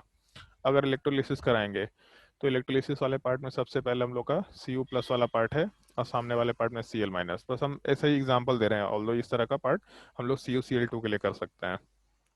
Cu प्लस Cl माइनस वाला पार्ट, ये 2 स्पीसीज है और एक्वस मीडियम है तो अपने पास वाटर भी एग्जिस्ट कर रहा है। तो हम लोगों का ऑक्सीडेशन रिडक्शन अगर हम लोग प्रोसेस कंसिडर करना शुरू करें तो इस केस में हम लोगों का अगर कॉपर प्लस है तो कॉपर प्लस, चलो इसमें CuCl2 ही ले लेते हैं, कंफ्यूजन ना हो। चलो ये चीज़, मान लो कॉपर 2 प्लस है तो कभी भी कॉपर 2 प्लस 3 प्लस में कन्वर्ट नहीं हो सकता, हमेशा कॉपर 2 ही प्लस में मैक्सिमम रह सकता है। तो अगर Cu2 प्लस वाला पार्ट का ऑक्सीडेशन कराते हैं तो Cu3 प्लस एटलीस्ट होना चाहिए, जो कि फिजिबल नहीं है। इसका मतलब यहाँ पे ऑक्सीडेशन प्रोसेस पॉसिबल नहीं हो सकता है, ऐसा हम लोग आराम से बोल सकते हैं। पहला चीज़, कॉपर 2 प्लस वाले पार्ट में अगर हम लोग इलेक्ट्रॉन ऐड करें तो इलेक्ट्रॉन ऐड करके इसको कॉपर में जरूर कन्वर्ट कर सकते हैं, मतलब एक मेटालिक सॉलिड में जरूर कन्वर्ट कर सकते हैं। इसका मतलब ये रिएक्शन वाला पार्ट फिजिबल है, इसमें कोई दिक्कत नहीं है। पहला चीज़, तो पहले वाले केस में हम लोग का ऑक्सीडेशन तो नहीं हो सकता, मेटल का कभी ऑक्सीडेशन नहीं होता इन जनरल, बट रिडक्शन हो सकता है मेटल आयन वाले पार्ट का। दूसरे वाले केस में Cl माइनस वाला पार्ट Cl2 में कन्वर्ट हो सकता है, ये चीज़ फिजिबल है, इसका मतलब इसमें ऑक्सीडेशन पॉसिबल है। जबकि Cl माइनस 2 में नहीं कन्वर्ट हो सकता, तो दूसरे स्टेप में रिडक्शन फिजिबल नहीं है। और H2O का ऑक्सीडेशन रिडक्शन दोनों हो सकता है। लेकिन अगर लेस रिएक्टिव मेटल है तो लेस रिएक्टिव मेटल वाले पार्ट में, जैसे कॉपर अगर बन जाता है, मान लो यहाँ पे कॉपर बन गया, तो कॉपर तो वाटर के साथ रिएक्शन नहीं कर सकता। तो अगर कॉपर वाटर के साथ रिएक्शन नहीं करता है इसका मतलब फिर यही रिएक्शन में हम लोग यूज करेंगे, उस मेटल आयन का ही रिडक्शन कराएंगे। अगर कोई रिएक्टिव मेटल है, सोडियम पोटेशियम इस तरह का पार्ट जो वाटर के साथ रिएक्शन नॉर्मली कर जाता है, तब उस केस में हम लोग मेटल आयन का रिडक्शन नहीं कराएंगे, तब हम लोग वाटर का रिडक्शन कराएंगे। तो जैसे ऑक्सीडेशन अगर प्रोसेस की बात करें तो Cl माइनस ऑक्सीडेशन हो रहा, इसका मतलब H2O ऑक्सीडेशन के लिए तो काम का नहीं है। और इस बार कॉपर जो है ये लेस रिएक्टिव मेटल है, अगर लेस रिएक्टिव मेटल है तो इसका रिडक्शन फिजिबल है, पॉसिबल है, तो इसमें भी H2O अपने काम का नहीं है। इसका मतलब रिडक्शन हम लोग कॉपर 2 प्लस का कराएंगे, ऑक्सीडेशन हम लोग Cl माइनस का कराएंगे। तो Cl माइनस Cl2 में कन्वर्ट होगा और साथ ही साथ 2 इलेक्ट्रॉन सीधा बैलेंसिंग कर दिया। अभी तक 2-3 बार देख चुके हैं तो बैलेंसिंग समझ में आ गया तुम लोगों को। अब उसके बाद कॉपर 2 प्लस को अगर कॉपर में कन्वर्ट होना है तो 2 पॉजिटिव चार्ज का डिफरेंस है, अगर यहाँ के 2 इलेक्ट्रॉन को इधर एड अप कर दे तो इस केस में कॉपर 2 प्लस वाला पार्ट हम लोग के 2 इलेक्ट्रॉन के एडिशन की वजह से कॉपर में आराम से कन्वर्ट हो जाएगा।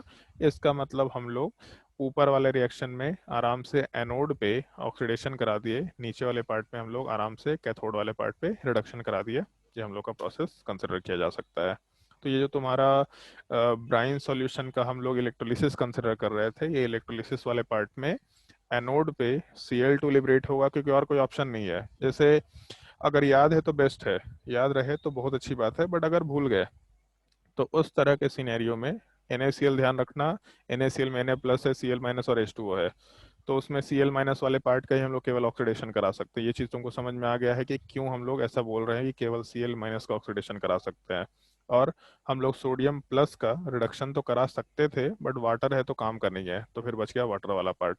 वाटर के ऑक्सीडेशन और रिडक्शन का जो रिएक्शन है उसको थोड़ा याद रखना, वो आगे भी काम में आएगा। तो रिएक्शन रट सकते हैं कि H2O का ऑक्सीडेशन होगा तो ऑक्सीजन निकलेगा, जब ऑक्सीजन निकलेगा तो H प्लस बाहर निकलेगा, और जब रिडक्शन होगा तो हाइड्रोजन निकलेगा तो OH माइनस बाहर निकलेगा। इस तरीके से हम लोग आराम से रिएक्शन को समझ सकते हैं या फिर उसको याद रखने के लिए यूज़ कर सकते हैं। अगर किसी को कोई डाउट है इस पूरे के पूरे स्टेप में तो आराम से पूछ सकता है, और अगर डाउट नहीं है तो लास्ट क्लास में बोला था तुम लोगों को क्वेश्चंस वगैरह सॉल्व करके आने के लिए, जिस भी क्वेश्चन में कहीं भी डाउट है वो डाउट आराम से पूछ सकते हैं।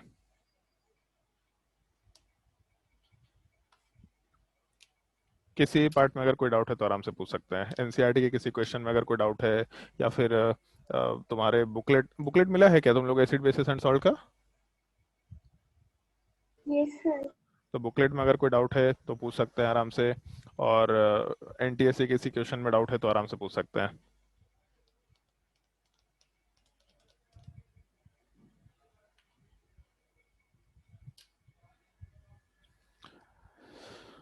सागर बताओ भाई, कोई डाउट है?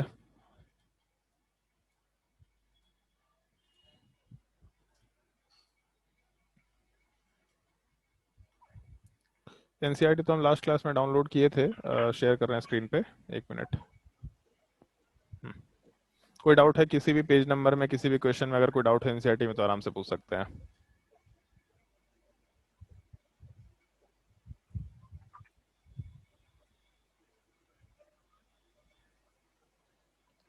सर हाँ, ब्लीचिंग पाउडर का सर जो बताए थे आप, वो फॉर्मेशन वो समझ नहीं आया था। ब्लीचिंग पाउडर का फॉर्मेशन चलो ध्यान दो। जैसे उसमें एक चीज़ ये ध्यान रख सकते हैं, सर मेरा माइक नहीं चल रहा, ओके।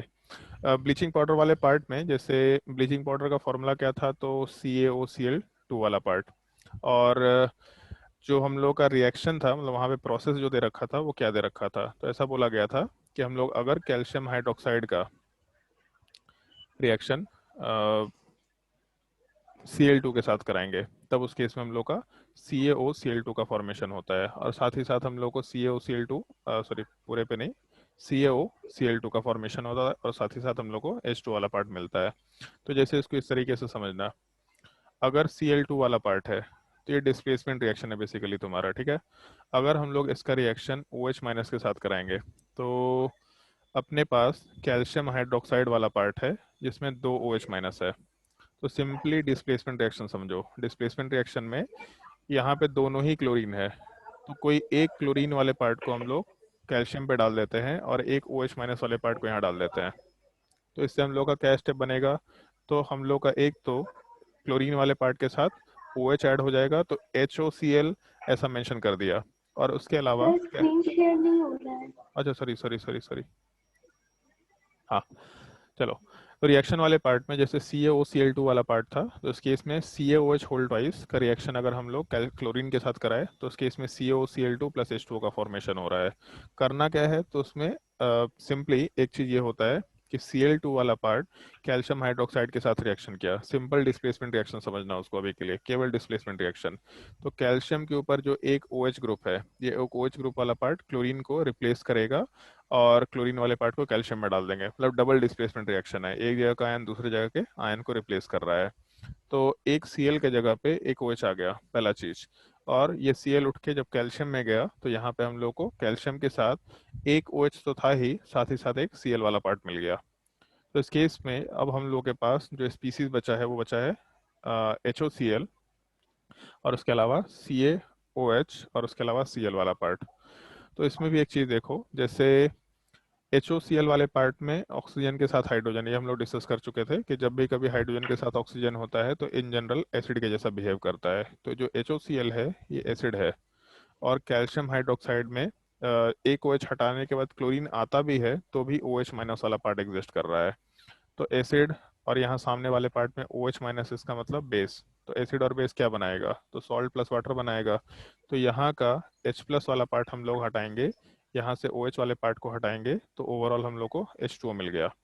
बाकी बचा क्या अपने पास, तो जैसे ही हम लोग H प्लस को हटाए तो हम लोग को OCl माइनस मिला। तो कैल्शियम के साथ एक Cl तो पहले से था, और जब OH माइनस H प्लस के साथ कंबाइन करके H2O के फॉर्मेट में हटा तो हम लोग के पास OCl माइनस वाले पार्ट का फॉर्मेशन रह गया। तो calcium 2 plus OCl minus Cl minus. तो इस पूरे स्ट्रक्चर में एक कैल्शियम है, एक ऑक्सीजन है, और उसके अलावा 2 Cl2 है। तो आइदर CaOCl2 लिख दो, या फिर इसको ऐसा भी लिख सकते हैं CaOCl, क्योंकि ये OCl एक साथ है और उसके अलावा एक और क्लोरीन वाला पार्ट। ये भी लिखने का एक तरीका होता है। कैल्शियम ऑक्सीक्लोराइड वाले पार्ट को Ca ब्रैकेट में OCl और एक और क्लोरीन वाले पार्ट को अलग से मेंशन कर सकते हैं। इस चीज को हम लोग ब्लीचिंग पाउडर के फॉर्मेशन के लिए आराम से कंसिडर कर सकते हैं। और कोई डाउट? बोलते जाओ, जिस भी पार्ट में डाउट है, कोई भी क्वेश्चन में डाउट है, अगर एनसीईआरटी के किसी क्वेश्चन में अगर डाउट है तो पूछ लो। सर पेज नंबर 32 एनसीईआरटी का नहीं आ रहा है पेज समझ में। नंबर 32 एनसीईआरटी का समझ ही नहीं आ रहा। सर ये topic are the crystals of salts really dry. Sir water of तो क्रिस्टलाइजेशन। वाटर ऑफ क्रिस्टलाइजेशन हम लोग शायद डिस्कस किए थे, जहाँ तक तुमको ध्यान हो। यहाँ पे डिस्कस किए थे, क्या बोलते हैं, जब हम लोग मूल कंसेप्ट वाला पार्ट में मोलर मास वगैरह यूज करते हैं, तब वहाँ पे वाटर ऑफ क्रिस्टलाइजेशन होता है। जैसे नॉर्मली होता क्या है कि जब भी कभी हम लोग एक सॉल्ट को रखते हैं, कहीं भी किसी भी जगह पे रखते हैं, तो सॉल्ट वाला पार्ट मॉइस्चर जो भी एटमॉस्फेयर में प्रेजेंट होता है, उस मॉइस्चर में H2O के मॉलिक्यूल्स को एब्जॉर्ब कर लेता है। अब जैसे मान लो एक सॉल्ट है, तो सॉल्ट के बीच में काफ़ी सारे जगह खाली है, तो H2O के मॉलिक्यूल्स आराम से उसमें जा सकते हैं। तो इन जनरल जैसे एक रेशियो मेंटेन करता है, जब भी कभी एक सॉल्ट होगा, कोई भी एक सॉलिड सॉल्ट, तो सॉलिड सॉल्ट हमेशा एक मॉलिक्यूल के रिस्पेक्ट में कुछ H2O के मॉलिक्यूल्स का रेशियो मेंटेन करेगा। जैसे मान लो कि हम लोग का Na2CO3 वाला पार्ट है, तो Na2CO3 वाला पार्ट 10 H2O के मॉलिक्यूल रखेगा। मतलब ऐसा नहीं है कि एक Na2CO3 होता है। अगर हम लोग एक सॉल्ट रख रहे हैं, मतलब बेसिकली बहुत सारा ऐसा सॉलिड वाले पार्ट को ऐसा मेंशन कर दिया, तो इसके पार्ट में जब H2O जाके एब्जॉर्ब होगा, तो उस केस में जो पूरा कंपाउंड है, उस पूरे कंपाउंड में जैसे मान लो कि सॉलिड सिस्टम रखे हम लोग सॉल्ट का, और ऐसा बोले कि Na2CO3 वाले पार्ट के हम लोग के पास 100 मॉलिक्यूल्स है।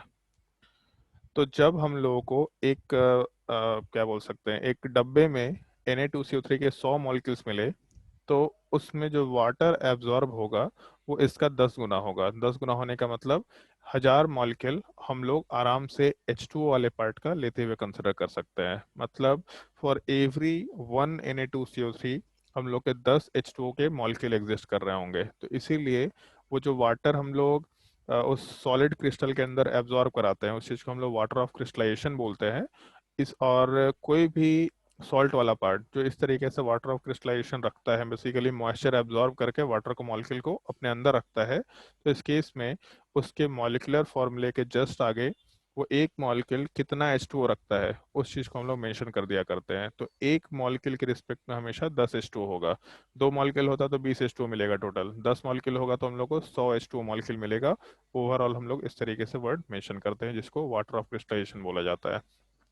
यहाँ पे इसको इस तरीके से समझो कि जैसे हम लोग जब नाइन्थ क्लास में सॉलिबिलिटी की बात करते थे, तो सॉलिबिलिटी में H2O में सॉल्ट डिजॉल्व किया, बट यहाँ H2O में सॉल्ट डिजॉल्व नहीं कर रहा उस सॉलिड वाले पार्ट में। जैसे मान लो हम लोग एमलगम की बात करते हैं, अलॉय की बात करते हैं, तो अलॉय वाले पार्ट में एक मेटल सरफेस होता है, और मेटल सरफेस में हम लोग दूसरे मेटल्स वाले पार्ट के कुछ कुछ पार्ट को डिस्ट्रीब्यूट करा देते हैं।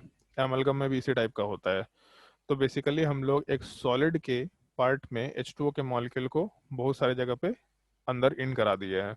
तो इस तरह के सिस्टम में एक तरीके से हम लोग बोल सकते हैं कि Na2CO3 वाला पार्ट सॉल्वेंट है जो H2O को एब्जॉर्ब कर रहा है एज अ सॉल्यूट।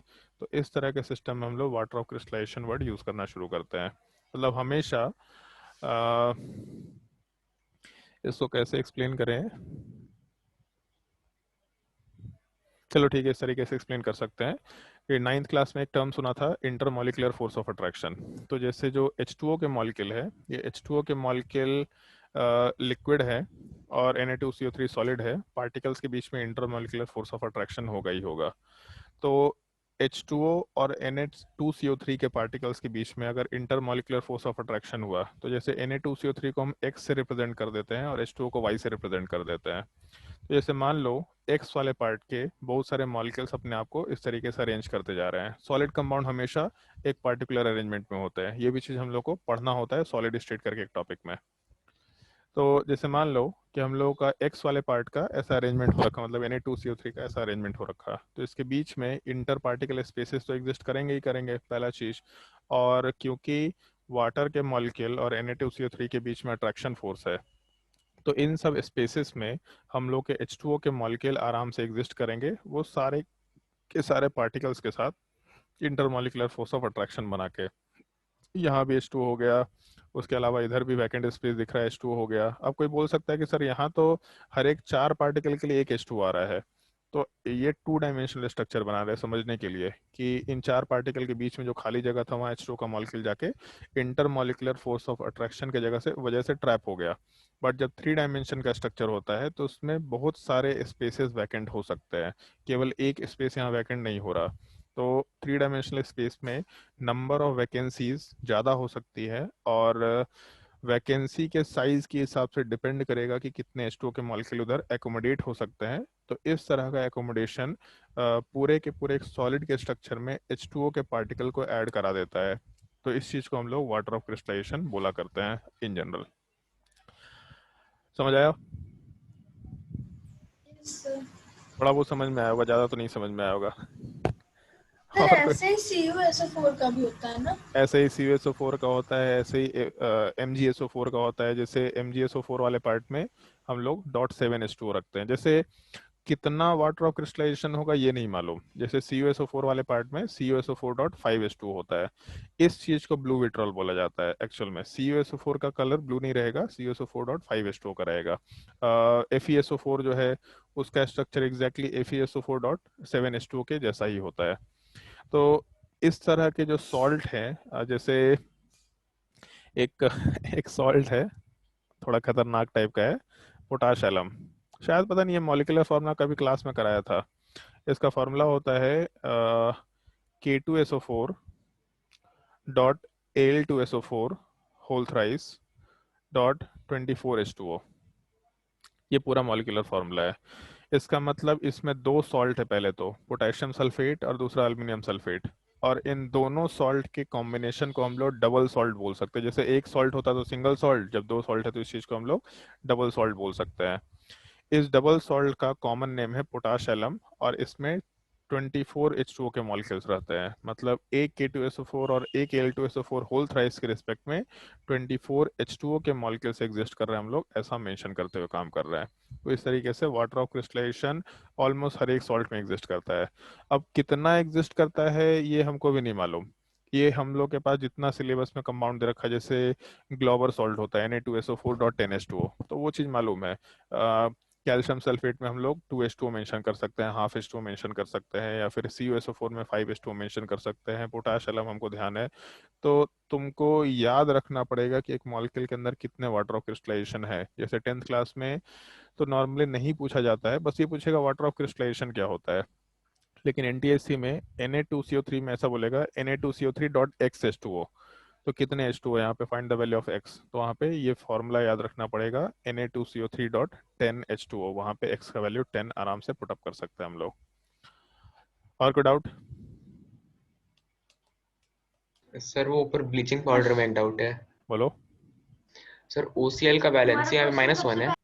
OCl हाँ -1 है। तो सर वो कैसे, नहीं समझ आ रहा। जैसे इसको ऐसा समझो,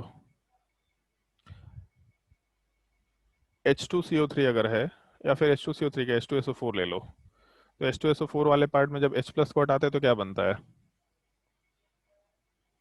SO4 -2। SO4 2 माइनस, तो इसमें वैलेंसी कितना अपना? -2। -2। तो सिमिलर टाइप से हम लोग का OCl अगर रहा, जो बोलते हैं ना 9th क्लास में शायद रेडिकल के फॉर्म में वर्ड यूज करते हैं हम लोग, रेडिकल्स होते हैं, तो OCl में हम लोग हमेशा -1 रखते हैं। कैसे बना? तो जैसे इसको ऐसा याद रखो, इसको हम लोग हाइपोहेलस एसिड बोलते हैं। मतलब अगर क्लोरीन है तो हाइपोक्लोरस एसिड वर्ड यूज कर सकते हैं, HOCl। तो इस कंपाउंड से जब हम लोग H प्लस हटाएंगे और कंजुगेट बेस बनाएंगे। तो कंजुगेट बेस का मतलब बताया था एसिड से H+ को रिमूव कर दिया। तो जब यहाँ पे H+ को अलग किया तो बाकी बचा पार्ट क्या, तो एक पॉजिटिव चार्ज को सेपरेट किया तो एक नेगेटिव चार्ज भी आएगा। और इन जनरल जो ऑक्सीजन है, अगर हम लोग मान लो लेविस स्ट्रक्चर के हिसाब से काम करते हैं, एक मिनट नीचे लिख लेते हैं। जैसे HOCl है, तो अपने पास एक हाइड्रोजन है, एक ऑक्सीजन है और एक क्लोरीन है। अब इन तीनों का कॉम्बिनेशन देखना है। तो तुम लोग को एक चीज़ बताया था, जैसे जो लेस इलेक्ट्रोनेगेटिव एटम होता है वो सेंट्रल एटम होता है, तो क्लोरीन वाला पार्ट सेंट्रल एटम हो गया। जब भी कभी हाइड्रोजन के साथ ऑक्सीजन होगा तो उस केस में OH ग्रुप रखा करते हैं हम लोग। तो सेंट्रल एटम होने के बाद भी एक्चुअल में क्लोरीन सेंट्रल एटम के जैसा बिहेव नहीं कर रहा, क्योंकि ऑक्सीजन वाले पार्ट के दोनों तरफ एटम है। बट ठीक है, हम लोग का लॉजिक तो ठीक था कि क्लोरीन सेंट्रल एटम था, उसके बाद OH ग्रुप को लगा दिया, तो Cl के साथ हम लोग का OH ग्रुप वाला पार्ट एग्जिस्ट कर रहा है, ऐसा बोल दिया। अब उसके बाद एक और चीज़ ये बताया था कि जब भी कोई बॉन्ड है तो उसमें अगर ऑक्सीजन के साथ हाइड्रोजन है तो यहाँ से H+ को हटा सकते हैं। तो हम लोग H+ को केवल ऑक्सीजन से ब्रेक करके हटा रहे हैं। तो क्लोरीन जैसे था वैसे ही रह गया, इसका जो बॉन्ड ऑक्सीजन के साथ था जैसे था वैसे ही रह गया। लेकिन क्योंकि यहाँ पे हम लोग ऑक्सीजन हाइड्रोजन के बॉन्ड को ब्रेक कर रहे हैं, तो हाइड्रोजन के ऊपर एक प्लस चार्ज आएगा, H+ हटा रहे हैं तो ऑक्सीजन के ऊपर एक माइनस चार्ज आएगा, तो यहाँ से इसको रिमूव कर दिया। तो यहाँ से OCl- वाले पार्ट का फॉर्मेशन हो गया। समझ आ गया? Yes sir. और कोई डाउट?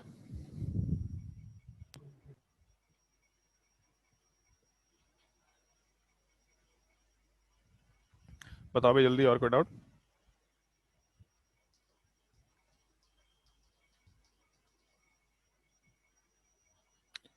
हम एक्सपेक्ट कर रहे हैं कि एसिड बेसिस एंड सॉल्ट का तुम लोग एनसीईआरटी पूरा सॉल्व किया होगा। अगर एनसीईआरटी नहीं सॉल्व किया है तो फिर से एक बार सॉल्व कर लो, और कोई भी डाउट होगा तो नेक्स्ट क्लास में पूछ लेना। क्लास में इस वीक शायद तुम लोग का 2 क्लास लगा हुआ है। हाँ बोलो। Sir soda acid fire extinguisher, sir मुझे समझ नहीं आया था क्या क्या क्या क्या? उसमें। Sir soda acid fire extinguisher, soda acid fire extinguisher बोलना क्या चाह रहे हो, हमको समझ नहीं आ रहा। तो उसमें जो रिएक्शन होता है सर वो समझ नहीं आया। एनसीईआरटी में दे रखा है क्या? तो पेज 36। पेज 36, एक मिनट। पेज 36 कहाँ है भाई? पेज 36 ये। अच्छा, जैसे इसमें एक चीज देखो, ऊपर क्या दे रखा है यहाँ पे, the reaction of acid with metal hydrogen carbonate is used in the fire extinguisher. तो जैसे मेटल हाइड्रोजन कार्बोनेट दे रखा, तो इस चीज को छोड़ दो।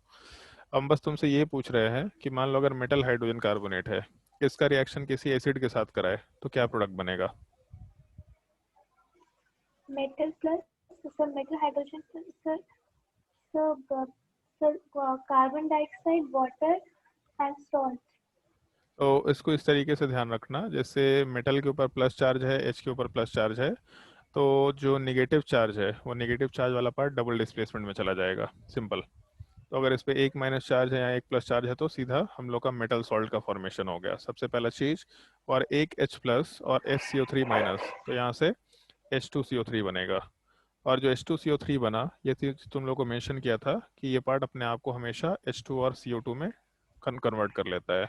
और CO2 वाला पार्ट बचपन से सुनते आ रहे होंगे, इस चीज़ को हम लोग फायर एक्सटिंग्विशर के जैसा यूज़ कर सकते हैं। तो अगर हम लोगों का CO2 वाले पार्ट का फॉर्मेशन हो गया, जैसे मान लो कि हम लोग जो फायर एक्सटिंग्विशर है, तो उस फायर एक्सटिंग्विशर वाले पार्ट में नॉर्मली ऐसा होता है, एक हम लोग सिस्टम टाइप का बना सकते हैं। मान लो एक बीकर है या फिर एक बॉक्स है, इस बॉक्स के अंदर हम एक छोटे से कांच के उसमें बॉक्स में NaHSO3 डाल देते हैं, सॉरी NaHCO3 वाला पार्ट डाल देते हैं, सोडियम बाइकार्बोनेट। तो ये कांच जो है बहुत ही लाइट है, मतलब है ना कि बहुत तेजी से इसको पटकेंगे तो या फिर धक्का मारेंगे तो ये कांच टूट जाएगा। और इसमें बाहर में हम लोग एसिड रख देते हैं, ठीक है, ऐसा नॉर्मली रख देते हैं। तो अगर मान लो कि हम लोग का रिएक्शन कराना है, मान लो कि कहीं आग लगा, तो हम लोग को जो हम लोग का फायर एक्सटिंग्विशर होता है, तो उसको हम जोर से धक्का दिए तो ये मेरा कांच जो है ब्रेक किया। जैसे ये ब्रेक किया तो इसका मतलब अंदर जो मेरा पाउडर था NaHCO3 का, ये एसिड के कांटेक्ट में आया। और जैसे ही एसिड के कांटेक्ट में आया तो इन दोनों के कॉम्बिनेशन से हम लोग को H2O+ CO2 का फॉर्मेशन मिला। अगर CO2 मिला तो उस चीज़ को हम लोग आराम से आग के ऊपर डाल करके उस चीज़ को एक्सटिंग्विश करने के लिए यूज़ कर सकते हैं, मतलब फायर एक्सटिंग्विशर के जैसा उसको आराम से यूज़ कर सकते हैं। तो मेटल हाइड्रोजन कार्बोनेट वाला पार्ट एसिड के साथ रिएक्ट करने पे CO2 लिबरेट करता है, वो CO2 फायर एक्सटिंग्विशर के जैसा काम किया जा सकता है। तो इसलिए हम लोग इस पूरे प्रोसेस को फायर एक्सटिंग्विशर में आराम से यूज़ कर सकते हैं, फिर इस रिएक्शन को फायर एक्सटिंग्विशर बनाने के लिए यूज़ कर सकते हैं, जो कि यहाँ पे दे रखा है। The reaction of acid with metal hydrogen carbonates is used in the fire extinguisher which produces carbon dioxide gas. तो उस चीज़ को एक apparatus में बनाने के लिए बोला है। जैसे यहाँ पे किया क्या है ये शायद, अच्छा यहाँ पे ऐसा किया है कि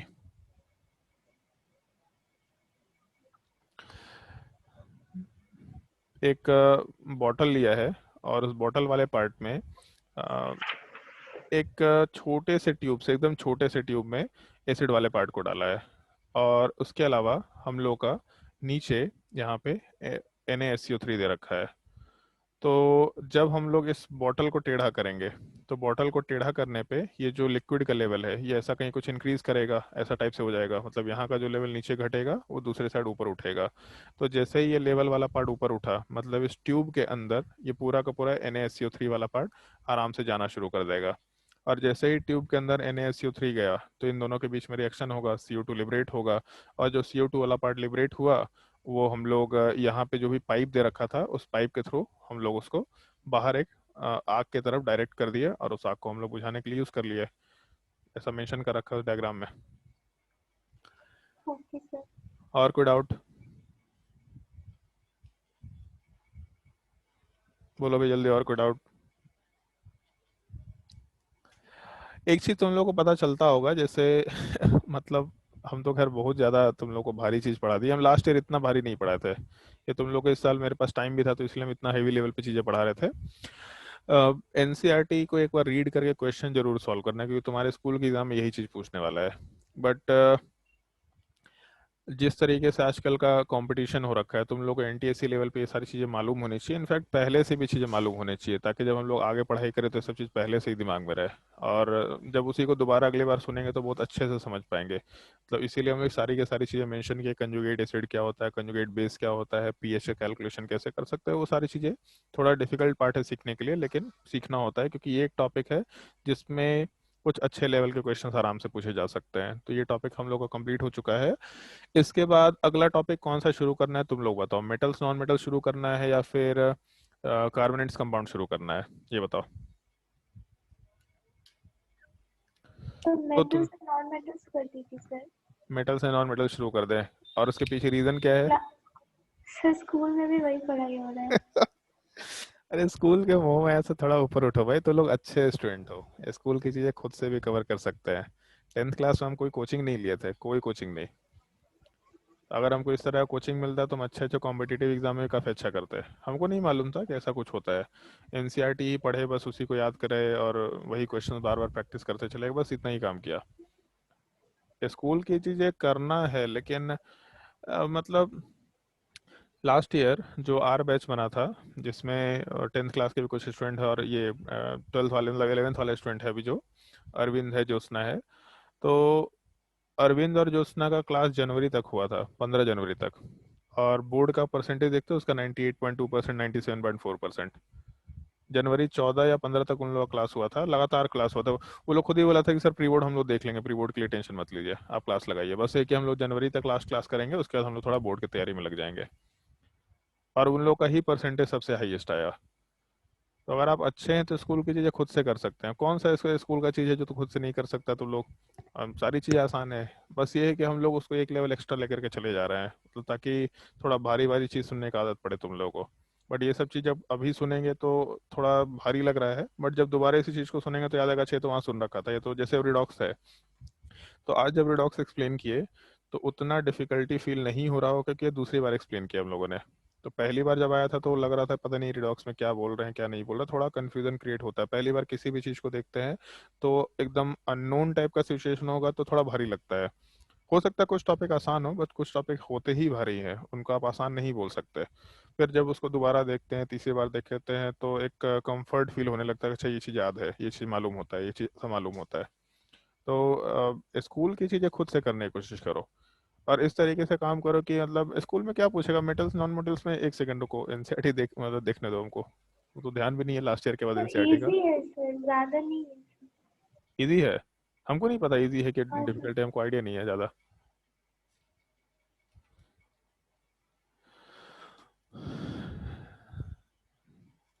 एनसीईआरटी में बहुत ज़्यादा 10th क्लास में दिया नहीं है, बहुत ही छोटा टॉपिक है शायद से एनसीईआरटी में, जहाँ तक हमको पता है बहुत छोटा टॉपिक है। चैप्टर नंबर 3 होगा शायद से। मेटल्स एंड नॉन मेटल्स, और मेटल्स एंड नॉन मेटल्स वाले पार्ट में हम लोग के पास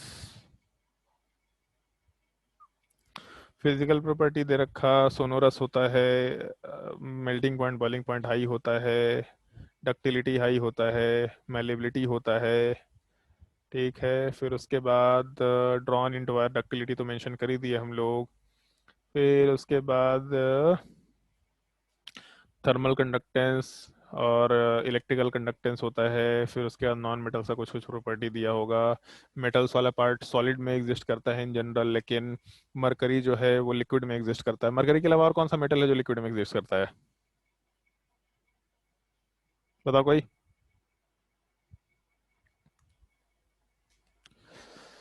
बोलो भाई जल्दी, जनरल नॉलेज का सवाल है। मरकरी के अलावा और कौन सा एलिमेंट है जो लिक्विड में एग्जिस्ट करता है, लिक्विड स्टेट में एग्जिस्ट करता है, कोई एक एग्जांपल।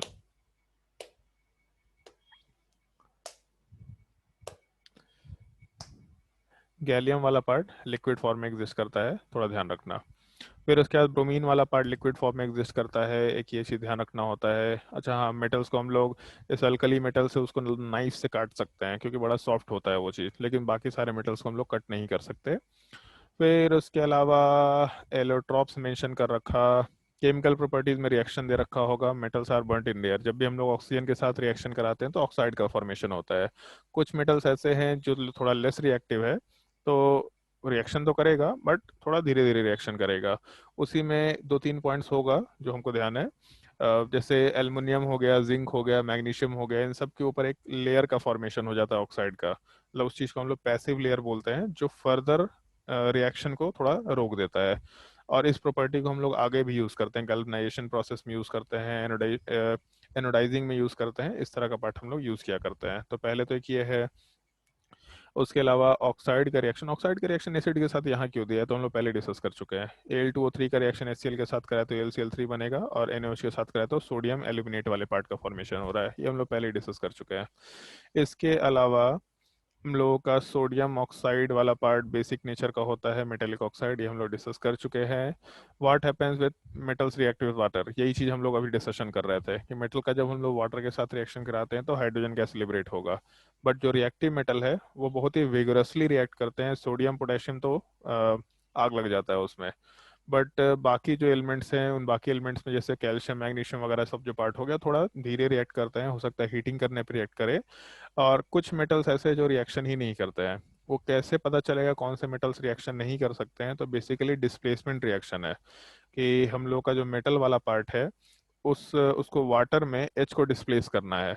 तो एच को डिस्प्लेस करेंगे या नहीं करेंगे, रिएक्टिविटी से डिस्कस करते थे हम लोग कि जिंक वाला पार्ट कॉपर सल्फेट में कॉपर को डिस्प्लेस कर पाता है, लेकिन जो हम लोगों का उल्टा रिएक्शन है कि जिंक सल्फेट में कॉपर वाला पार्ट जिंक को डिस्प्लेस नहीं कर सकता, उस एक चीज़ को हम लोग को यूज़ करना होता है यहाँ पे। तो खैर मेटल का अगर हम लोग H2O के साथ रिएक्शन कराएंगे तो हम लोग का ये रिएक्शन दे रखा पोटेशियम और सोडियम वाले पार्ट का। कैल्शियम का भी रिएक्शन दे ही रखा है, एल्युमिनियम और आयरन का रिएक्शन दे रखा है, हम लोग हीटिंग करने पे रिएक्शन करा सकते हैं, इसमें कोई दिक्कत नहीं है। और इसमें एसिड के साथ रिएक्शन दे रखा है, तो एसिड के साथ रिएक्शन में अच्छा नाइट्रेट के साथ रिएक्शन दे रखा है। अगर नाइट्रेट के साथ रिएक्शन होता है तो हम लोगों को इन जनरल एसिड के साथ रिएक्शन होने पे H2 मिलता है, बट नाइट्रेट के प्रेजेंस में हम लोग को H2O मिलता है क्योंकि वहाँ पे ऑक्सीडाइजिंग कैरेक्टर का पार्ट होता है। ठीक है, एक ये पार्ट है जो हम लोग को डिस्कस करना होगा। फिर उसके बाद how do metal react with solution of salt, तो डिस्प्लेसमेंट रिएक्शन होगा, ये हम लोग पहले ही पढ़ चुके हैं। कॉपर सल्फेट और इसमें जिंक वाले पार्ट को डाल रहे हैं, simple displacement reaction reactivity series के फॉर्म में, हाँ यही चीज़ है। इस रिएक्टिविटी सीरीज में एक चीज़ देखो, तो जूम कर रहे हैं, रिएक्टिविटी सीरीज वाले पार्ट में पोटेशियम सोडियम जैसे और भी मेटल्स है, यहाँ पे नहीं दे रखा, but potassium sodium calcium magnesium aluminium zinc iron lead, और लेड तक का पार्ट हाइड्रोजन के ऊपर है। तो हाइड्रोजन के नीचे जितने एलिमेंट्स हैं कॉपर, मरकरी, सिल्वर और गोल्ड, ये हाइड्रोजन को डिस्प्लेस नहीं कर सकते। तो जब हम लोग किसी एसिड का रिएक्शन कॉपर के साथ कराएंगे, तो कॉपर क्योंकि लेस रिएक्टिव एलिमेंट है तो हाइड्रोजन को डिस्प्लेस नहीं कर सकते, डिस्प्लेसमेंट रिएक्शन है बेसिकली। ऊपर के एलिमेंट ज़्यादा रिएक्टिव है, जैसे जिंक कॉपर को डिस्प्लेस कर सकता था, आयरन कॉपर को डिस्प्लेस कर सकता था, लेकिन मरकरी कॉपर को डिस्प्लेस नहीं कर सकता क्योंकि कॉपर के नीचे रिएक्टिविटी में ये चीज आ रहा है। तो सिमिलर टाइप से हाइड्रोजन वाला पार्ट कॉपर को डिस्प्लेस कर देगा, बट कॉपर वाला पार्ट हाइड्रोजन को डिस्प्लेस नहीं कर पाएगा। जिंक, आयरन, लेड हाइड्रोजन को एसिड से डिस्प्लेस करके H2 के फॉर्मेट में आराम से कन्वर्ट करा सकते हैं। इस एक चीज को हम लोग को डिस्कशन करना होता है। How do metals and non metals react? Ionic bond का फॉर्मेशन होगा, loss of electron, gain of electron, फिर उसके बाद ट्रांसफर ऑफ इलेक्ट्रॉन होने के बाद हम लोग आराम से, अच्छा लेविस स्ट्रक्चर वाला पार्ट, यही चीज की हम लोग बात कर रहे थे, लेविस डॉट स्ट्रक्चर कैसे बना सकते हैं। तो ये तो बड़ा सिंपल सा चीज है यार। फिजिकल प्रॉपर्टी, फिजिकल नेचर क्या होता है? Melting point, boiling point, solubility और conductance of electricity. Extraction of metal रहा है कि हट गया है सिलेबस से, ये बताओ, बताओ सर जल्दी कोई। चेक किए थे तो हटा हुआ दिखा रहा था। हटा हुआ दिखा रहा था, तो एक्सट्रैक्शन ऑफ मेटल अगर हटा दिया है तो फिर तो और अच्छी बात है। हम लोग इसका केवल डिस्कशन कर लेंगे, डिस्कशन करेंगे तो तुमको मालूम पड़ जाएगा कि हम लोग कैसे मेटलर्जी फॉलो करते हैं। और बाकी एक थर्मिट रिएक्शन है यहाँ पे, देखते ही हमको याद आ गया, रेलवे ट्रैक को हम लोग वेल्ड करने के लिए थर्मिट रिएक्शन यूज करते हैं। अगर हम लोग एल्युमिनियम वाले पार्ट का रिएक्शन कराते हैं Fe2O3 के साथ, तो Al2O3 प्लस Fe बनता है। ये जो रिएक्शन है ये काफी ज्यादा हीट जनरेट करता है, जो उस मेटल ट्रैक के ये आयरन को पिघला देता है। तो जब उसको पिघलाया तो उसके वजह से हम लोगों का इतना, ये जो वेल्डिंग वाला पार्ट है, दोनों तरफ का मेटल पिघल के आपस में चिपक गया। तो इस चीज को हम लोग थर्मिट प्रोसेस या थर्मिट रिएक्शन भी बोला करते हैं।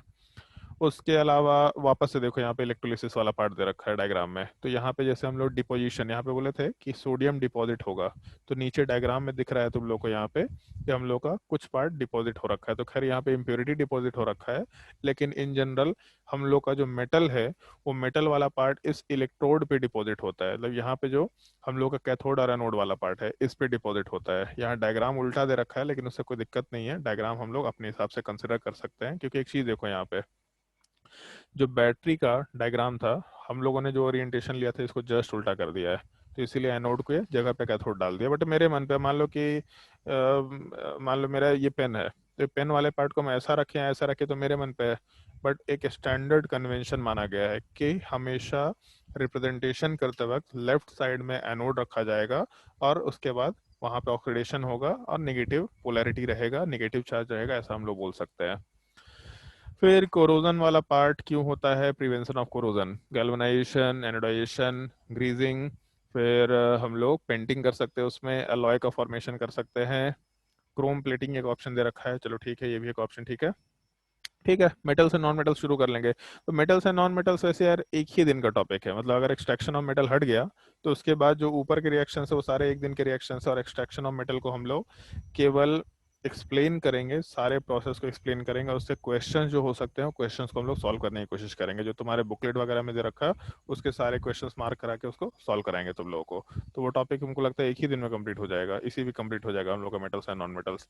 हम एक छोटा सा सजेशन देंगे तुम लोगों को होमवर्क में, मेटल्स एंड नॉन मेटल्स वाले पार्ट को रीड कर लेना, एक बार पूरा टॉपिक रीड करना। समझने के पर्पज से रीड मत करना, बस एक बार याद रखने के पर्पज से रीड करना। उसमें जो समझने की चीजें हैं वो समझने वाली चीजें हम फटाफट तुम लोग को आराम से एक्सप्लेन करेंगे, और उसमें से क्या क्या चीज को क्वेश्चन में किस तरीके से लिखा जा सकता है वो चीज भी हम लोग मेंशन करेंगे आराम से। तो ठीक है, नेक्स्ट क्लास में हम लोग चैप्टर नंबर 3 डिस्कस करेंगे, और चैप्टर नंबर 3 के बाद हम लोग का लास्ट चैप्टर आराम से कार्बन एंड इस कंपाउंड वाला पार्ट शुरू हो जाएगा। नेक्स्ट क्लास से हम बुकलेट में तुम लोग को होमवर्क मार्क कराना शुरू करेंगे। जो सबसे पहला टॉपिक था, जो दूसरा टॉपिक है पीरियोडिक टेबल वाला पार्ट, इन तीनों टॉपिक के बुकलेट हम पीडीएफ में यहाँ पे रख करके उसमें क्वेश्चन मार्क करा देंगे। उन सब क्वेश्चंस को तुम लोग को सॉल्व करना है, और उसके अलावा कुछ और क्वेश्चंस तुम लोग के हम ऑनलाइन चैनल पे अपलोड कर दिया करेंगे। जो ऑनलाइन पोर्टल है उसका मैसेज तुम लोग को चला जाएगा, उसको वहाँ पे अपलोड कर देंगे। वीक में मैक्सिमम एक असाइनमेंट, 10 क्वेश्चन का हो सकता है एक असाइनमेंट हो सकता है कि 2 वीक में एक असाइनमेंट रखा करे, बट उधर भी हम लोग क्वेश्चन अपलोड करते जाएंगे ताकि तुम लोग को क्वेश्चन प्रैक्टिस करने को मिलते चले जाए। तो इन सब टॉपिक के ऑब्जेक्टिव क्वेश्चन हम लोग प्रैक्टिस करते जाएंगे। कोई डाउट है तो पूछो, और अगर किसी को लगता है कि चैप्टर नंबर 3 की जगह 4 शुरू कराना है तो भी बोल सकता है, वो कोई दिक्कत नहीं है। बताओ भाई चैप्टर नंबर 3 हाफ ईयरली में कहाँ तक आ रहा है तुम लोग? हाफ ईयरली का कुछ अनाउंसमेंट हुआ है स्कूल में? ईशान, दीक्षा? नहीं हुआ है सर। सर नहीं अभी डिस्कस नहीं हुआ बट मेटल्स एंड नॉन नहीं हुआ है मेटल्स सर, तक आ हाफ ईयरली गया। का कुछ announcement. Okay okay. Kshitij? Sir ऐसे हुआ तो नहीं है, लेकिन टीचर लोग बोल रहे थे कि शायद होगा उसके आसपास। कब? जैसे लास्ट सर ईयर हमेशा होता था सितंबर 12-13 से, वैसा ही? तो सर एक्चुअली हम लोग का हर वीक में सैटरडे या फ्राइडे को पीरियोडिक टेस्ट होता है। तो हाँ अभी अगस्त में तो एंड होना था हम लोग का पीरियोडिक टेस्ट हर वीक वाला। हाँ। लेकिन फिर सितंबर में भी अभी लिस्ट आ गया है कि सितंबर भी 26 सितंबर तक चलेगा, तो अब उसके बीच में एग्जाम शायद ले ले कि उसके बाद ले, तो कंफर्म अभी कुछ नहीं हुआ है। तो हर वीक अगर पीरियड टेस्ट चलेगा तो फिर तो हाफ ईयरली तो नहीं ले पाएगा। हमको लगता है जैसे तुम्हारे स्कूल में कहाँ तक पढ़ाई हुआ है अभी तक साइंस में? सर नॉन मेटल्स मेटल्स चल रहा है अभी। ओके। नॉन मेटल्स मेटल्स चल रहा है तो हाफ ईयरली में नॉन मेटल्स तक ही आता है एक्चुअल में। कार्बेंट्स कंपाउंड तो हाफ ईयरली में नहीं आता है किसी किसी स्कूल को छोड़ करके। प्रिया, तुम्हारे स्कूल में क्या चल रहा है? सर कार्बन एंड कंपाउंड आएगा शायद, क्योंकि हम लोग का हो रहा है पढ़ाई अभी वही। अच्छा, तो तुम लोग का फिर सारा टॉपिक कंप्लीट हो गया पीरियड टेबल के अलावा? Yes sir. ओके। फिजिक्स तो तुम लोग का कंप्लीट हो गया है तो ठीक है, हम नेक्स्ट वीक देखते हैं फिर। अभी अगस्त, आज कितना तारीख है? 25। मतलब ये लास्ट वीक है अपना। इस वीक एक और क्लास है तो मेटल्स एंड नॉन मेटल्स हम लोग का कंप्लीट हो जाएगा। एक सजेशन देंगे, मेटल्स एंड नॉन मेटल्स में जितने भी एनसीईआरटी के क्वेश्चंस है उन एनसीईआरटी के क्वेश्चंस को तुम लोगों को लिख लिख के प्रैक्टिस करना है। वो तुमको खुद से करना होगा क्योंकि उसमें सब कुछ याद रखने वाला है। समझने का थोड़ा बहुत पार्ट है बट वो भी समझने के बाद याद ही रखने वाला पार्ट है। उसमें हम लोग ऐसा नहीं कि समझ करके कभी भूल गए तो ऐसा कर लेंगे, तो वैसा चीज़ उसमें नहीं कहीं भी दे रखा है। तो ठीक है, नेक्स्ट क्लास में उस चीज़ का हम लोग डिस्कशन करेंगे। फिर कार्बेंड्स कंपाउंड में नोमेनक्लेचर जो तुम्हारे एनसीईआरटी में दिया वो तो हम लोग डील करेंगे बट उससे हायर लेवल का भी नोमेनक्लेचर डील करेंगे। और नोमेनक्लेचर के बाद फिर कि कोवेलेंट बॉन्ड क्या होता है ये चीज़ मेंशन किया गया है। तो कोवेलेंट बॉन्ड वाला पार्ट हम लोग का डिस्कशन ऑलमोस्ट हो चुका है, तो उसको जब हम बोलेंगे दोबारा तो तुम लोगों को दिक्कत नहीं आएगा। तो उसमें हम लोग का कुछ लेक्चर लगेगा। और फिर बचा हम लोग के रिएक्शंस वाले पार्ट। नोमेनक्लेचर में टाइम लगेगा। नोमेनक्लेचर हम जो एनसीईआरटी ये एनटीएससी लेवल में जो नोमेनक्लेचर वाला पार्ट है उन सब चीज़ों का डिस्कशन करेंगे। बहुत ही एलिमेंट्री बेसिस पे डिस्कशन करेंगे। अप्रोक्सीमेटली मान के चलो कि उसमें 5 से 6 लेक्चर हो सकता है लगेगा नोमेनक्लेचर में, या 5 से 6 लेक्चर तो नहीं लगेगा बट एटलीस्ट हाँ ठीक है, 5 से 6 लेक्चर तो लगेगा नोमेनक्लेचर में। नोमेनक्लेचर में 5 से 6 लेक्चर। फिर रिएक्शन में एक स्टरीफिकेशन रिएक्शन है, सब्स्टिट्यूशन रिएक्शन है और हाइड्रोजनेशन रिएक्शन है। फिर उसके अलावा सोप एंड डिटर्जेंट वाला पार्ट दे रखा है जिसमें मिसल फॉर्मेशन होगा। और इसके अलावा फिर हम लोगों के टॉपिक में कोवेलेंट कंपाउंड वाला, मतलब कोवेलेंट बॉन्ड वाला पार्ट है। ये सब मिला करके हम लोग का एक लेक्चर लगेगा। ठीक है, अप्रोक्सीमेटली 6 से 7 लेक्चर में वो टॉपिक कंप्लीट हो जाएगा। तो ठीक है, नेक्स्ट क्लास से तुम लोग को हम होमवर्क देना शुरू करेंगे और उसका डिस्कशन क्लास में होगा। जिसमें क्वेश्चन में डाउट होगा, जिस भी बुकलेट के जिस भी क्वेश्चन में डाउट होगा वो सब हम कलेक्ट कर लेते हैं, उस तुम लोग को होमवर्क देना शुरू करेंगे। अपना क्वेश्चंस वगैरह आराम से प्रैक्टिस करना शुरू कर सकते हैं, कोई दिक्कत नहीं है। ठीक है, नेक्स्ट क्लास में कंटिन्यू करते हैं। हाफ ईयरली सितंबर में अगर नहीं होना तो हम लोग के लिए अच्छी चीज़ है। कार्बोनेट्स कंपाउंड हम लोग तब तक आराम से कंप्लीट कर लेंगे। नेक्स्ट क्लास में मिलता है।